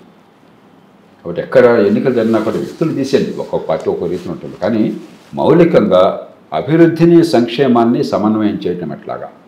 ఈవేళ తాత్కాలిక అవసరాలు కొన్ని నిజంగా అవసరమైతే కొంతమేర తీర్చినా కూడా రేపటిని కాపాడుకునే ఏర్పాటు లేకపోతే, దాని రాజకీయం దానికి నడవకపోతే ఆ రాష్ట్రాలు లేకపోతే ఆ దేశము అధోగతి పాలవుతుంది. సార్ ఇప్పుడున్న ఆంధ్రాలో మీకు తెలిసిన మటుకు ఎంత డెప్ట్లో ఉంది సార్? దీన్ని లక్షల కోట్లు చెప్పచ్చు, కానీ అది పెద్ద ఉపయోగం కాదు. 100 రూపాయలు మీకు మొత్తం జిఎస్టిపి అంటాం, అంటే మొత్తం జాతీయ ఉత్పత్తి ఆంధ్రప్రదేశ్ ప్రజలందరూ కలిసి ఒక సంవత్సరంలో సంపాదించే మొత్తం అని స్థూలంగా చెప్పాలంటే, ఏ రూపంలో అనగానే మీ జీతభత్యాలు కావచ్చు, మీరు ఉత్పత్తి కావచ్చు, పంటలు కావచ్చు, లేకపోతే పరిశ్రమల ఉత్పత్తి కావచ్చు, లేకపోతే డాక్టర్ గారికి వచ్చే ఫీజులు కావచ్చు, లాయర్లు కావచ్చు, మొత్తం ఉత్పత్తి జిఎస్టిపి అనుకోవచ్చు. దానిలో 20% మించకూడదు రాష్ట్రంలో అప్పులు, నిబంధనలు చెప్తుంది. అందుకంటే ఎక్కువైతే రాష్ట్రం భరించలేదు. ప్రస్తుతం ఆంధ్రప్రదేశ్ 45-46% వెళ్ళిపోయింది. చాలా అప్పులు దాచిపెడుతున్నారు, తెలియకుండా. ఏం చేస్తున్నారంటే ఆఫ్ బడ్జెట్ లోన్స్ అంటారు. ప్రభుత్వం డైరెక్ట్గా లోన్స్ చూపెట్టకుండా ప్రభుత్వ సంస్థ అని పేరు పెడతారు, సంస్థ పేరుతో అప్పులు తీసుకుంటారు, కానీ ఆ సంస్థకి ఆదాయమే ఉండదు, ప్రభుత్వమే తీర్చాలి. అంటే ఎగ్జాంపుల్ ఏమైనా చెప్పగలరా అలా ఏమైనా? ఉదాహరణకి ప్రభుత్వం వ్యాపారం చేస్తుంది అనుకోండి, రైల్వేస్ ఉన్నాయి, లేకపోతే జాతీయ స్థాయిలో ఎన్టీపీసీ ఉంది, విద్యుత్ ఉత్పత్తి చేసే సంస్థ, అవన్నీ వ్యాపారం చేస్తూనే వాడికి మంచి లాభాలు వస్తాయి. కాబట్టి ఆ సంస్థ అప్పులు తీసుకుంటే ప్రభుత్వ సంస్థ అయినా కూడా ఆ డబ్బులు ఆ సంస్థ కట్టేస్తుంది. కానీ చాలా ఇలాంటివి స్పెషల్ పర్పస్ వెహికల్స్ అంటారు, అక్కడ ఏం దానికి వ్యాపారం ఉండదు, దానికి ఏమి డబ్బులు రావు, కానీ పేరుకి ఒక సంస్థగా రిజిస్టర్ చేస్తారు, వేరే సంస్థగా, దాని పేరుతో అప్పు తీసుకుంటారు. వేరే సంస్థ అప్పు తీసుకుంది కాబట్టి గవర్నమెంట్ అప్పుల కింద చూపెట్టాల బడ్జెట్లో కొంత, కనీసం వీలైనంతకాలం, అంతకాలం బయటపడుతుంది. ఆఫ్ బడ్జెట్ లోన్స్ అవి పెరుగుతున్నాయి. మూడోది ఏం చేస్తున్నారు, ఎస్క్రో, దేశ చరిత్రలో ఎప్పుడు జరగలేదు, బహుశా ప్రపంచంలో కూడా జరగకపోవచ్చు. ట్యాక్స్ మనీ ఎప్పుడూ కూడా సావరెన్కి, ప్రభుత్వానికి వెళుతుంది. పన్నుల డబ్బు డైరెక్ట్గా మహికి పంపిస్తాను, మహి అంటే నాకు ఇష్టం కాబట్టి జేపీకి పంపిస్తాను అనేది ఎక్కడా ప్రపంచంలో ఉండదు, అసలు అన్థింకబుల్. తొలిసారిగా ఆంధ్రప్రదేశ్లో అప్పులు తీసుకుని, అప్పులకు మరి బ్యాంకుల వాడు అప్పులు కూడా గవర్నమెంట్కైనా కూడా ఇవ్వడానికి సిద్ధంగా లేడు, ఎందుకంటే ఇది వాళ్ళు తీసుకుని తిరిగి రావని చెప్పని వాళ్ళు ఇన్సిస్ట్ చేయడం చేత ఏం చేస్తున్నారు, ఎక్కువ వడ్డీలు ఇస్తున్నారు వాళ్ళకి. మామూలుగా భారత ప్రభుత్వం అప్పులు తీసుకుంటే సగటున 7% అప్పులకు వడ్డీ ఉంటుంది, కొన్ని సందర్భాల్లో 10-12% కూడా వడ్డీలు ఇస్తున్నారు ఆంధ్రాలో. ఇస్తూ ఆ డబ్బు కూడా వాడికి తిరిగి రాదని చెప్పని నమ్మకం, భయం ఉంది కాబట్టి ఎస్క్రో అకౌంట్ డైరెక్ట్గా ఈ పన్నుల రూపంలో వచ్చే డబ్బు మా ఖజానా కాకుండా నీ అకౌంట్కి వెళ్ళిపోతుందని చెప్పి పెట్టేస్తున్నారు. అంటే డైరెక్ట్గా పీపుల్కి వెళ్ళేలాగా. ఇది రాజ్యాంగ విరుద్ధం. రాజ్యాంగం చెప్పేది ప్రతి అప్పు రూపాయి, ప్రతి ఒక పన్ను రూపాయి కూడా ఖజానాలో చేరాలి. దాన్ని అసెంబ్లీ నిర్ణయం చేయాలి, డబ్బులా ఖర్చు పెట్టాలి. ఇవన్నీ కాకుండా పెండింగ్ బిల్స్ అంటారు. అంటే ఇప్పుడు కాంట్రాక్టర్ మీకు మీ దగ్గర కొంది, మీకు డబ్బులు ఇవ్వాలి, మీ దగ్గర తీసుకున్నారు వస్తువుని, మీకు ₹1,00,00,000 ఇవ్వాలి, ఇవ్వను. ఆరోగ్యశ్రీ మీద హాస్పిటల్ పనిచేశారు, వాళ్ళకి బిల్లు చెల్లించాలి, నేను ఇవ్వను. లేకపోతే ఉద్యోగులకి ఎరియర్స్ ఉంటాయి, కొన్ని గ్యారంటీకి ఇవ్వాలా, మార్గం లేదు, నేను ఇవ్వను, తర్వాత ఇస్తాను. చిన్న చిన్న కాంట్రాక్టులు ₹1,00,000 కోట్ల దాకా పెండింగ్ బిల్స్ ఉన్నారు. అంటే ఆల్రెడీ జరిగిన పనికి మీరు ఇవ్వాల్సింది చట్టబద్ధంగా, మీరు ఇవ్వకుండా బకాయిలు పెట్టారు, ప్రభుత్వం కట్టాలి. అవి కూడా కలిపితే ఇంకా ఎక్కువ అవుతుంది, 50% దాటుతుంది. సరే, ఈ విషయం ముఖ్యమంత్రి స్థాయిలో ఉన్న పర్సనల్స్ అందరికీ తెలుసా? 100% తెలుసు, ఎందుకంటే మిగతా వాళ్ళకి తెలియకపోవచ్చు. ఎగ్జాక్ట్ లెక్కలు ఎంత ఉన్నాయో చాలా రాష్ట్రాల్లో చూచాయిగా తెలుస్తుందని వివరాలు తెలియదు. కానీ ప్రతిరోజు ఫైనాన్స్లో ఎక్స్పెండిచర్ సెక్రటరీ అని ఒక ఆయన ఉంటాడు. ఆ ఎక్స్పెండిచర్ సెక్రటరీకి, ముఖ్యమంత్రికి 100% తెలుస్తాయి. ప్రతిరోజు వాళ్ళు చూసే ఇదే. క్యాబినెట్ మినిస్టర్స్కి తెలియకపోవచ్చు, అంటే స్థూలంగా తెలుస్తుంది, కానీ ఆ రోజు డీటెయిల్ తెలియకపోవచ్చు, అంత వివరంగా తెలియకపోవచ్చు. తెలియాలి మామూలుగా అయితే, కానీ మన దేశంలో తెలియకుండా కాల్చి దాచి పెడతారు. కానీ ముఖ్యమంత్రికి, ఆ ఫైనాన్స్ సెక్రటరీ, ముఖ్యంగా ఎక్స్పెండిచర్ సెక్రటరీ తెలియపాడు. వాళ్ళ పని అయితే రోజు వేస్ అండ్ మీన్స్ అంటారు. అంటే ఏ రోజు కాదు, ఇప్పుడు మనం ప్రభుత్వం అంటున్నాం, చివరికి గల్లాపెట్లో ఈరోజు డబ్బు ఎంత వచ్చింది, డబ్బు ఎంత ఖర్చు ఉంది, అదే కదా కావాల్సింది. ఇవాళ మహికి గవర్నమెంట్లో ట్రెజరీ నుంచి మీకు డబ్బులు రావాలా, ఒకటి జీతం రావాలా, డబ్బులు ఉన్నాయో చూసుకోవాలిగా. కాబట్టి ప్రతిరోజు కూడా వేస్ అండ్ మీన్స్ అంటారు. ప్రతిరోజు ఒక కాగితం తయారు చేసుకుంటారు వాళ్ళు, ప్రతిరోజు ఒక కాగితం వెళుతుంది సీక్రెట్గా, వేస్ అండ్ మీన్స్ పొజిషన్. ఉదాహరణకి తెలంగాణ ఏర్పడినప్పుడు, తెలంగాణ దేశం మొత్తంలో అతి ఎక్కువ మిగులు ఉన్న రాష్ట్రం. ఎందుకంటే హైదరాబాద్ మహానగరం, ఒకప్పుడు హైదరాబాద్ మహానగరం మొత్తం వల్ల వచ్చే లాభం మొత్తం ఆంధ్రప్రదేశ్కి చెందేది, ఉమ్మడి ఆంధ్రప్రదేశ్కి. ఆ 13 జిల్లాలు ఎప్పుడైతే పోయినాయో, ఇప్పుడు చాలా జిల్లాలు అయినాయి అనుకోండి, ఆనాడు 13 జిల్లాలు పోయినాయో, కోస్తాంధ్ర, రాయలసీమ ఎప్పుడైతే పోయినాయో, హైదరాబాద్లో వచ్చేటువంటి ఆదాయం అంతా తెలంగాణకు మాత్రం వస్తుంది. దాని చేత ఆదాయం ఎక్కువైంది, ఆదాయం పెరగలా, కానీ ఖర్చు తగ్గింది కదా ఆ మేరకు. కాబట్టి మిగులు ఎక్కువ ఉంది. దేశంలో అతి ఎక్కువ మిగులున్న రాష్ట్రంగా 14వ ఆర్థిక సంఘం నిర్ణయించింది, 14th ఫైనాన్స్ కమిషన్. ఆ మిగులంతా పోయింది. ఆనాడు మిగులు ఉండటం చేత ఓవర్ డ్రాఫ్ట్ అంటే ఏంటి, ఈరోజు గల్లాపెట్లో నా దగ్గర 1,00,000 ఉంది, కానీ 1,50,000 ఇవాళ నేను చెల్లించాల్సి ఉన్నాయి, 50,000 ఎక్కడి నుంచి వస్తాయి? గవర్నమెంట్ మరి పేమెంట్స్ ఆపలేదుగా, జీతాలు ఆపలేదుగా. కాబట్టి అప్పటికప్పుడు ఆపద్ధర్మంగా ఆర్బీఐ లోన్ ఇస్తుంది ఆ రోజుకి. దానికి కొన్ని రూల్స్ ఉన్నాయి, ఇన్ని రోజుల కంటే ఓవర్ డ్రాఫ్ట్ ఉండకూడదు, ఇలాంటివన్నీ కూడా. ఆ రోజు అసలు ఒక్క రోజు కూడా ఓవర్ డ్రాఫ్ట్ ఉండేది కాదు. నిరుడు 365 రోజుల్లో, నేను విన్నది కరెక్ట్ కాదు, కొంచెం వెరిఫై చేసుకోవాలి, కానీ బైండ్లో అది యాక్యురేట్ ఉంటుంది, 325 రోజులు ఓవర్ డ్రాఫ్ట్ ఉన్నారంట. ఇది తెలంగాణ అంత సంపన్న రాష్ట్రం. అట్లీస్ట్ దీని నుంచి ఇన్కమ్ రావడానికి క్యాపిటల్ ఉంది. ఇన్కమ్. ఆంధ్రప్రదేశ్ గతి అంటే మీరు ఆలోచించుకోండి. అది కాకుండా మౌలిక సదుపాయాలు, ఎప్పుడైతే డబ్బులు లేవో రోడ్లు అధ్వానంగా ఉంటాయి. మీకు ప్రభుత్వం చేయాల్సిన పనులు సరిగ్గా చేయలేదు, ఇన్ఫ్రాస్ట్రక్చర్ అంతా కొలాప్స్ అయిపోతుంది. కానీ ఇక్కడ ఇంకొక వాదన ఉంది సార్.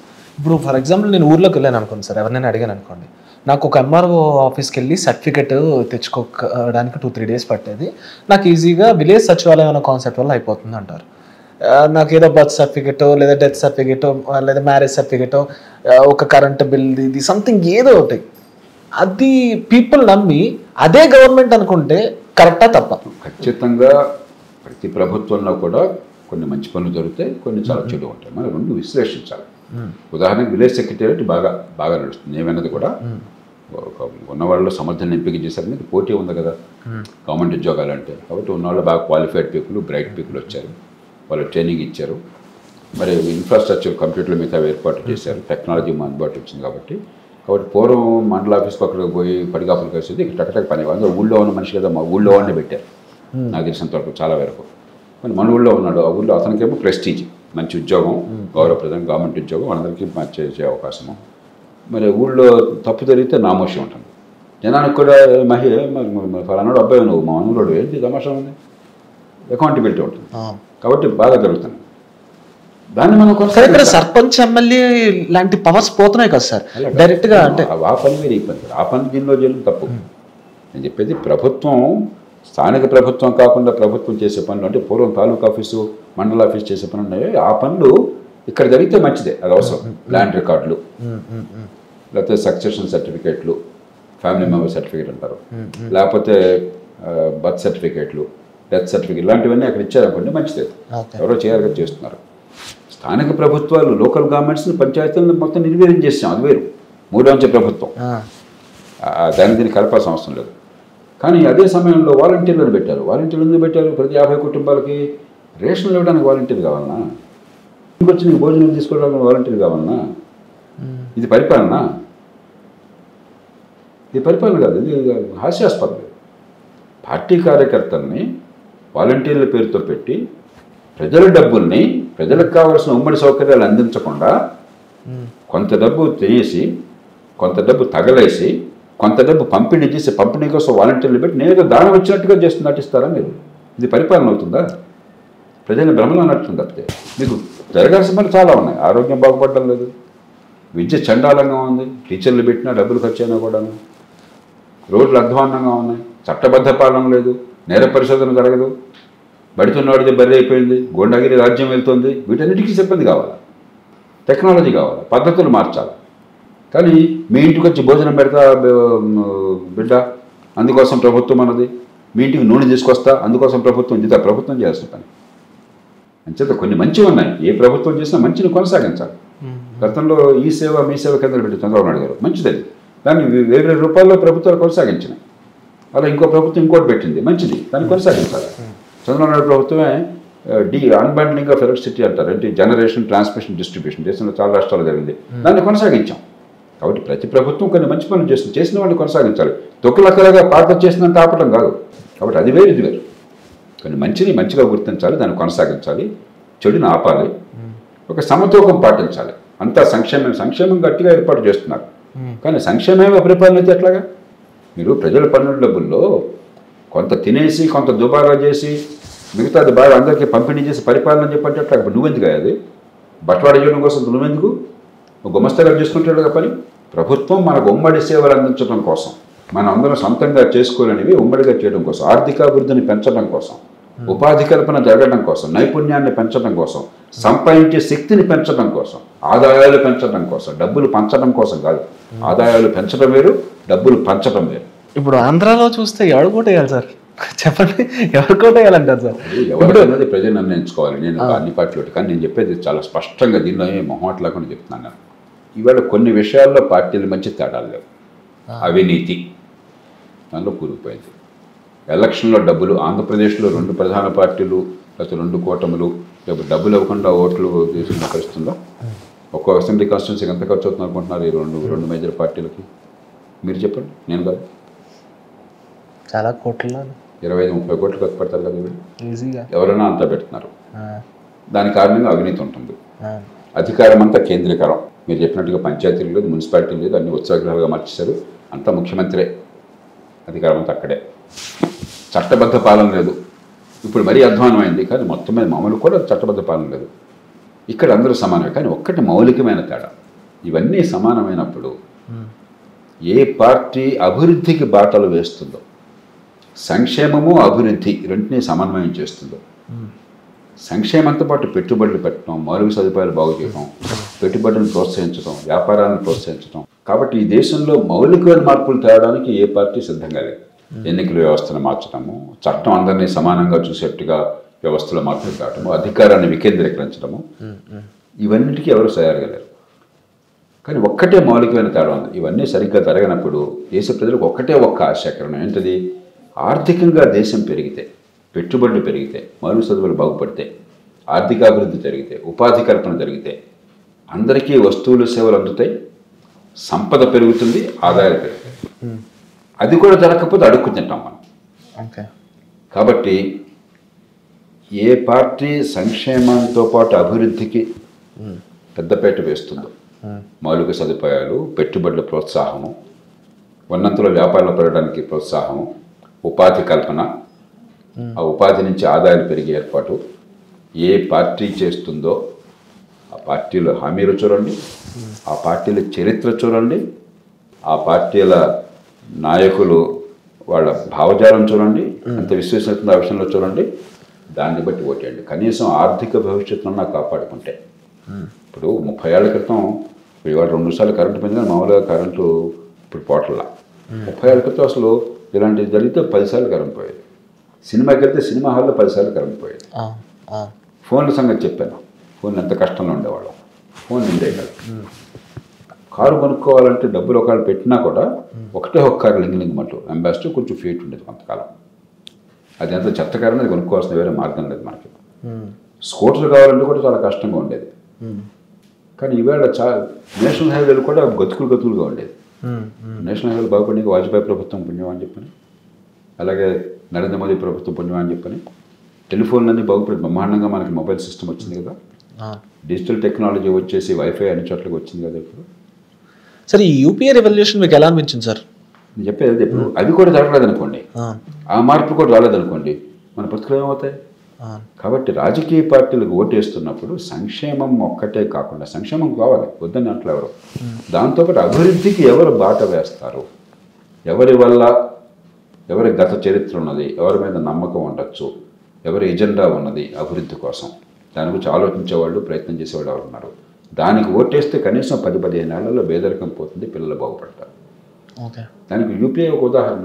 డిజిటల్ టెక్నాలజీ ఖచ్చితంగా ఈ ప్రభుత్వం తీసుకొచ్చింది, జాతీయ స్థాయిలో గట్టిగా తీసుకొచ్చింది. అట్లాగే పేదలకు సంక్షేమం కోసం కూడా ఆధార్ లింకేజ్ పెట్టి బ్రహ్మాండంగా ఏర్పాటు చేశారు. ఎందుకంటే పూర్వంలాగా ఇప్పుడు ఈ సంక్షేమం అమల్లో లంచాలు కానీ లీకేజెస్ కానీ లేవు, సమర్థంగా చివరి మనిషికి వెళ్ళిపోతున్నాయి. కాబట్టి ప్రభుత్వాలు చేసే పని ఉన్నంతలో మీరు గమనించండి. సంక్షేమమే పరిపాలన అనుకుంటే మాత్రం మనం ప్రమాదంలో పడతాం. సంక్షేమం అవసరం కాదనట్లా, కానీ సంక్షేమమే పరిపాలన కాదు. అంతకంటే ఎక్కువ అవసరం అభివృద్ధి, పెట్టుబడులు, ఉపాధి కల్పన, నైపుణ్యాలు పెరగటం, ఆదాయాలు పెరగటం, ఎవరో ఇచ్చిన డబ్బులు కాదు, సొంతంగా సంపాదించే శక్తి రావటం. అది లేకపోతే అభివృద్ధి కాదు. ఇంకొకటి సార్, యాక్చువల్లీ ఇప్పుడు ఆంధ్ర గురించే మాట్లాడతాం కాబట్టి 2 పార్టీల యొక్క బ్యాక్డ్రాప్ చూసాం, ఆల్రెడీ వాళ్ళ ఎలా పరిపాలించారో చూసాం. ఇప్పుడు మళ్ళీ కాంగ్రెస్ రివర్ట్ అవ్వడానికి ట్రై చేస్తుంది. అండ్ ఇక్కడ జనసేన అనే ఒక వాళ్ళ పాయింట్ ఆఫ్ వ్యూ గురించి మాట్లాడితే కొంత కన్సిస్టెన్సీ లేదని చాలా మటుకు వచ్చిన మాటలు ఉన్నాయి. అంటే బీజేపీతో కలవడమో లేదంటే టీడీపీతో కలవడమో because of infrastructure, lack of infrastructure వల్ల, అది దీనివల్ల తెలియదు. మీకు ఒక జేఎస్పీ మోడల్ చూస్తే ఏమనిపించింది? జనసేన పార్టీ ఒక మోడల్ చూస్తే, బికాస్ ఎందుకంటే మీరు ఒక స్టార్ట్ చేసి లోక్సత్తాని పార్టీ స్టార్ట్ చేసి, పవన్ కళ్యాణ్ గారు నాకు మిత్రుడు, ఆయనకేమీ రాజకీయ పార్టీ పెట్టక్కర్లేదు, హాయిగా సినిమాల్లో రారాజులుగా బతకొచ్చు. సినిమాలు రాజకీయంలో ఉంటేనేమో జనం రావడం కోసం దానం పెట్టాలా, కొన్ని సందర్భాల్లో డబ్బులు ఇచ్చి వాళ్ళని తీసుకురావాలా, కంటాలు పడాలా. సినిమాల్లో ఉంటే జనం డబ్బులు ఇచ్చి మిమ్మల్ని చూస్తారు. ఎంత అదృష్టవంతులు. ఏదో తపన ఉంది కాబట్టి, మంచి చేయాలి, రాజకీయం మారాలి, ప్రజలకు న్యాయం జరగాలని కోరుకుంది కాబట్టి ఆయన రాజకీయంలోకి వచ్చారు. కాబట్టి ఎవరు మంచి ఉద్దేశంతో రాజకీయంలోకి వచ్చినా కూడా మనం దాన్ని గౌరవించాలి, వారికి మద్దతు ఇవ్వాలి. కానీ మన దేశంలో ఏంటంటే మన ఎన్నికల వ్యవస్థ కొత్తగా వచ్చిన పార్టీలకి చాలా వ్యతిరేకమైన వ్యవస్థ. మనకు ఒక్క ఓటు ఎక్కువ వస్తే గెలుపు, ఒక్క ఓటు తక్కువ వస్తే ఓటమి. First pass the post system అంటాం దాన్ని. బ్రిటన్ నుంచి అరువు తెచ్చుకున్నాం, అది తీసుకోకుండా రాసింది, వదిలేయాల్సింది. మనం దాన్ని కొనసాగించాం.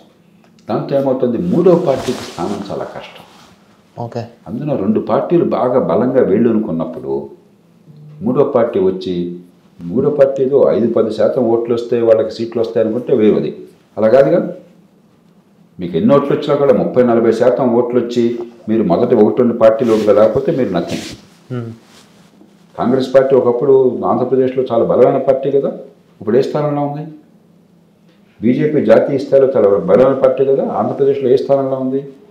తెలంగాణలో కొంతకాలం బాగుందంటున్నా మూడో పార్టీని కానీ చివరికి ఏమైంది ఎన్నికల్లో?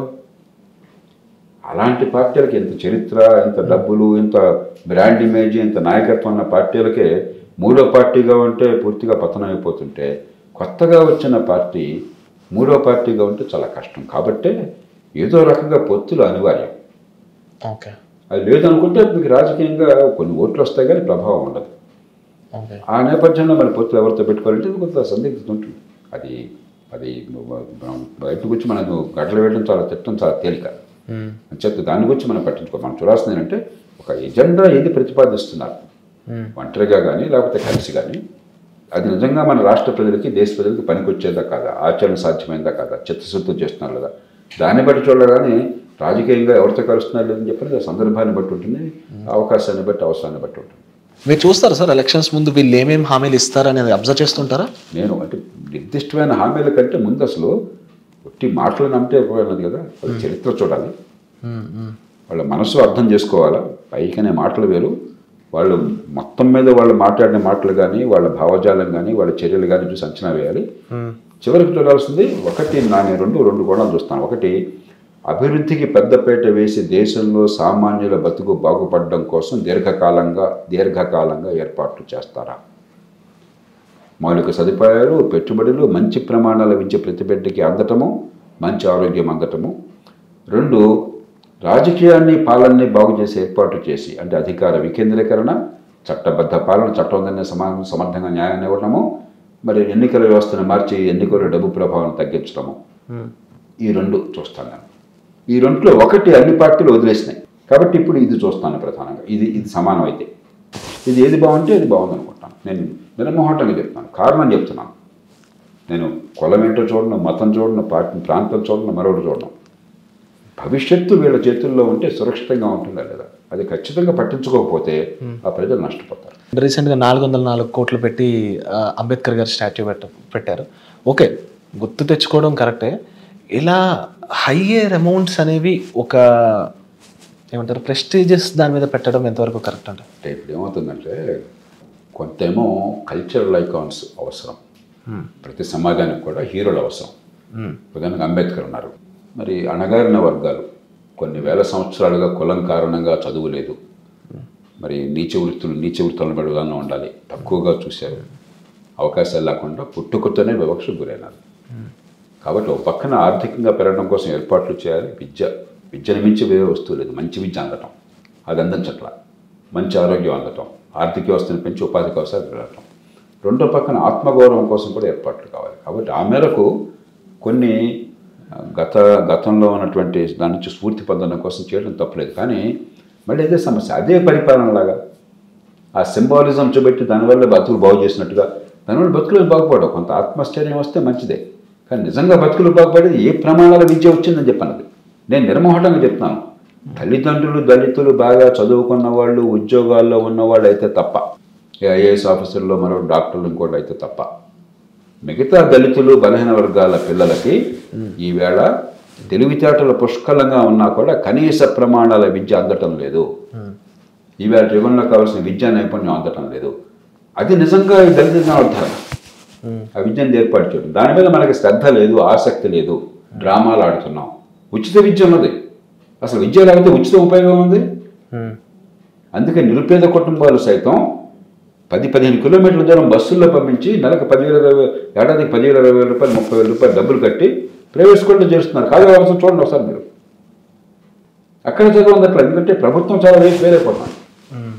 కాబట్టి నిజంగా దళితుల్ని ఉద్ధరించాలని చెప్పంటే మంచి ప్రమాణాల విద్య, ఎదిగే అవకాశం, ఆదాయాలు పెరిగేందుకు మార్గం, నైపుణ్యం, ఉపాధి కల్పన, ఆర్థిక వ్యవస్థను పెంచడం ద్వారా దానికి ప్రత్యామ్నాయం లేదు.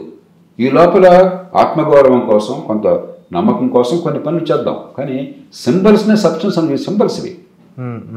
ఈ సింబల్స్నే పెద్ద పరిపాలనలాగా పరిపాలించే మనం మోసం చేసుకుంటున్నాం, ప్రజల్ని మోసం చేస్తున్నాం. ఫైనల్గా సార్, ఇన్ని ప్రాబ్లమ్స్ మాట్లాడారు, వీటన్నిటికీ ఒక సొల్యూషన్ ఎలక్షన్ సిస్టమ్ అనేది మారితే బాగుపడుతుందా? ఓటింగ్ సిస్టమ్ అనేది ఒక సింగిల్ షాట్ సొల్యూషన్ లేదు మాకు. ఇదేదో అంటే మీరు చెప్పినట్టు బ్రిటన్ నుంచి అడాప్ట్ చేసుకున్న ఈ పాలసీ నేను చాలా కాలం నుంచి పోరాడుతున్నాను. దాని బదులు ప్రత్యామ్నాయ ఎన్నికల వ్యవస్థ వచ్చినట్లయితే రాష్ట్రాల్లో నా దృష్టిలో ప్రత్యక్ష ఎన్నికలు కావాలి. అంటే వచ్చేటికో ముఖ్యమంత్రిని ప్రత్యక్షంగా ప్రజలు ఎన్నుకుంటే, మరి ఎమ్మెల్యేలు ముఖ్యమంత్రి రాకుండా, అప్పుడు ఏమవుతుందంటే ఈ ఎమ్మెల్యేని గెలిపించుకోవటం కోసం డబ్బులు ఇంత ప్రయోగించడం అనేది తగ్గుతుంది. ఇప్పుడు మన దేశంలో ఉన్న పరిస్థితుల్లో ఎమ్మెల్యే కావడం కోసం 30-40 కోట్లు ఖర్చు పెట్టేవాళ్ళు చాలామంది ఉన్నారు. ఎందుకో అధికార లాలస. దాంతో విపరీతమైన పోటీ పెరిగి, ఎందుకంటే ఎమ్మెల్యే వల్ల ప్రభుత్వం ఏర్పడుతుంది, ఎమ్మెల్యే నుంచి మంత్రులు వస్తారు. అందుకోసం కానీ మంచి పరిపాలన కోసము, మంచి చట్టాల కోసం ఎమ్మెల్యేలు ఎవరిని కోరుకుంటున్నారు 30 కోట్లు ఖర్చు పెట్టి. దీన్ని కానీ విడదీసామనుకోండి, చాలా మేరకు డబ్బుల ప్రభావం తగ్గుతుంది. అంతకంటే ముందు మంచి పాలన పెరుగుతుంది. ఎందుకంటే ఎమ్మెల్యేలకు రోజువారీ ఒత్తిడి ఉండదు. కాదు, ముఖ్యమంత్రి గట్టిగా తెచ్చుకుని మంచి పేరు తెచ్చుకోవాలనో, మళ్ళీ ఎన్నికల్లో ప్రజల నుంచి మంచి గుర్తింపు పొందాలనో, లేదా మంచి చేయాలనో కోరుకుంటే, కీర్తి పొందాలనో కోరుకుంటే, ఈ ఎమ్మెల్యేల ఒత్తిడి వల్ల దుష్పరిపాలన అక్కర్లా. ఇప్పుడు పోలీస్ స్టేషన్లో కేసు అంటే ఎమ్మెల్యే గారి నిర్ణయం కావాలి, కాంట్రాక్ట్ అంటే ఎమ్మెల్యే గారి నిర్ణయం కావాలా, అధికారి పోస్టింగ్ అంటే ఎమ్మెల్యే గారి నిర్ణయం కావాలా, చిన్న కాంట్రాక్ట్ అంటే ఎమ్మెల్యే గారి నిర్ణయం కావాలా. అలాగే దామాషా పద్ధతి, 1 కోటి ఎక్కువ వస్తే గెలుపు, 1 కోటి తక్కువ వస్తే ఓటమి కాకుండా, మీకు వచ్చిన ఓట్ల శాతాన్ని బట్టి సీట్లు అనుకోండి, 1 కోటి ఎక్కువ పొందాలని ఇంత ఒత్తిడి ఉండదు. ఓట్లు కొనుగోలు బదులు ప్రజల్లో మంచి పేరు తెచ్చుకునే ప్రయత్నం చేస్తారు, డబ్బుల ప్రభావం తగ్గుతుంది. కాబట్టి ఒక సింగిల్ సొల్యూషన్ లేదు. కాలక్రమేణా అధికార వికేంద్రీకరణ, వెంటనే కాదు, అధికారం వికేంద్రీకరించి స్థానిక ప్రభుత్వాన్ని బలోపేతం చేస్తే అక్కడ డబ్బులు ఉన్నాయి ఓట్ల కోసం. కానీ క్రమక్రమంగా ఏమవుతుందంటే నిజంగా వాటిని బలోపేతం చేసి జవాబుదారీగా ఉండి ప్రజలకు అర్థమయ్యేట్టు చేస్తే, అరే వీడు ఓటేసాను, నాకేం లాభం, నాకేం జరిగిందని చూసుకుంటాడు. ఇప్పుడు ఉదాహరణకి ఇప్పుడు ఈ అపార్ట్మెంట్ ఉంది, మేమంతా కూడా ప్రతి నెల మెయింటెనెన్స్ ఫీ కడుతున్నాం. మీలాంటి వాళ్ళని, మంచి వాళ్ళని, నమ్మకం వాళ్ళని, మంచి వాళ్ళని ఒకటి కమిటీగా పెట్టుకున్నాం. లిఫ్ట్ పని చేయలేదు అనుకోండి, నాకు ఫ్లాట్లో వాటర్ సప్లై రాలేదనుకోండి, నేను ఊరుకుంటానా? ఎవరు తప్పది? ఖచ్చితంగా ఎవరిని పెట్టుకున్నానో వాడు తప్పు, డబ్బులు వాడికి ఇస్తున్నాను. నాకు చాలా స్పష్టంగా అర్థమవుతుంది. కాబట్టి లోకల్గా పరిపాలన ఉంటే ఓటు వేయడం వల్ల నాకు లాభం ఏంటి, నష్టం ఏంటి, సరైన వాడిని ఎన్నుకోకపోతే ఏం జరుగుతుందో నాకు అర్థమవుతుంది. క్రమక్రమంగా ఓటును కొంచెం జాగ్రత్తగా వాడుకుంటాం.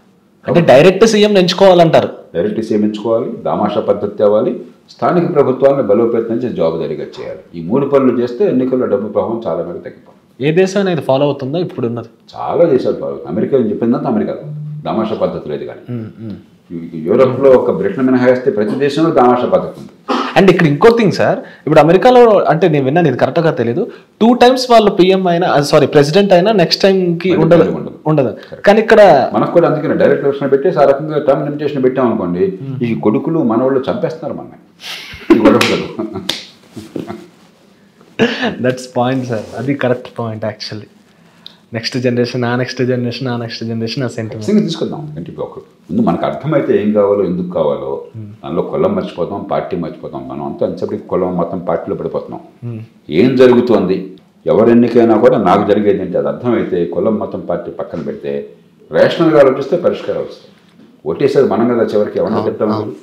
మనకి బుద్ధి పెరిగితే, మనకు ఆలోచన పెరిగితే ఖచ్చితంగా వ్యవస్థను మార్చుకోగలం. Thank you so much sir. చాలా వండర్ఫుల్ వర్డ్స్ నాతో చెప్పారు, ఎక్స్ప్లెయిన్ చేశారు డీటెయిల్గా. సో దట్స్ ఇట్ గైస్, ఇది జేపీ గారితో మాట్లాడిన విషయాలు. This is RJ Mahi signing of.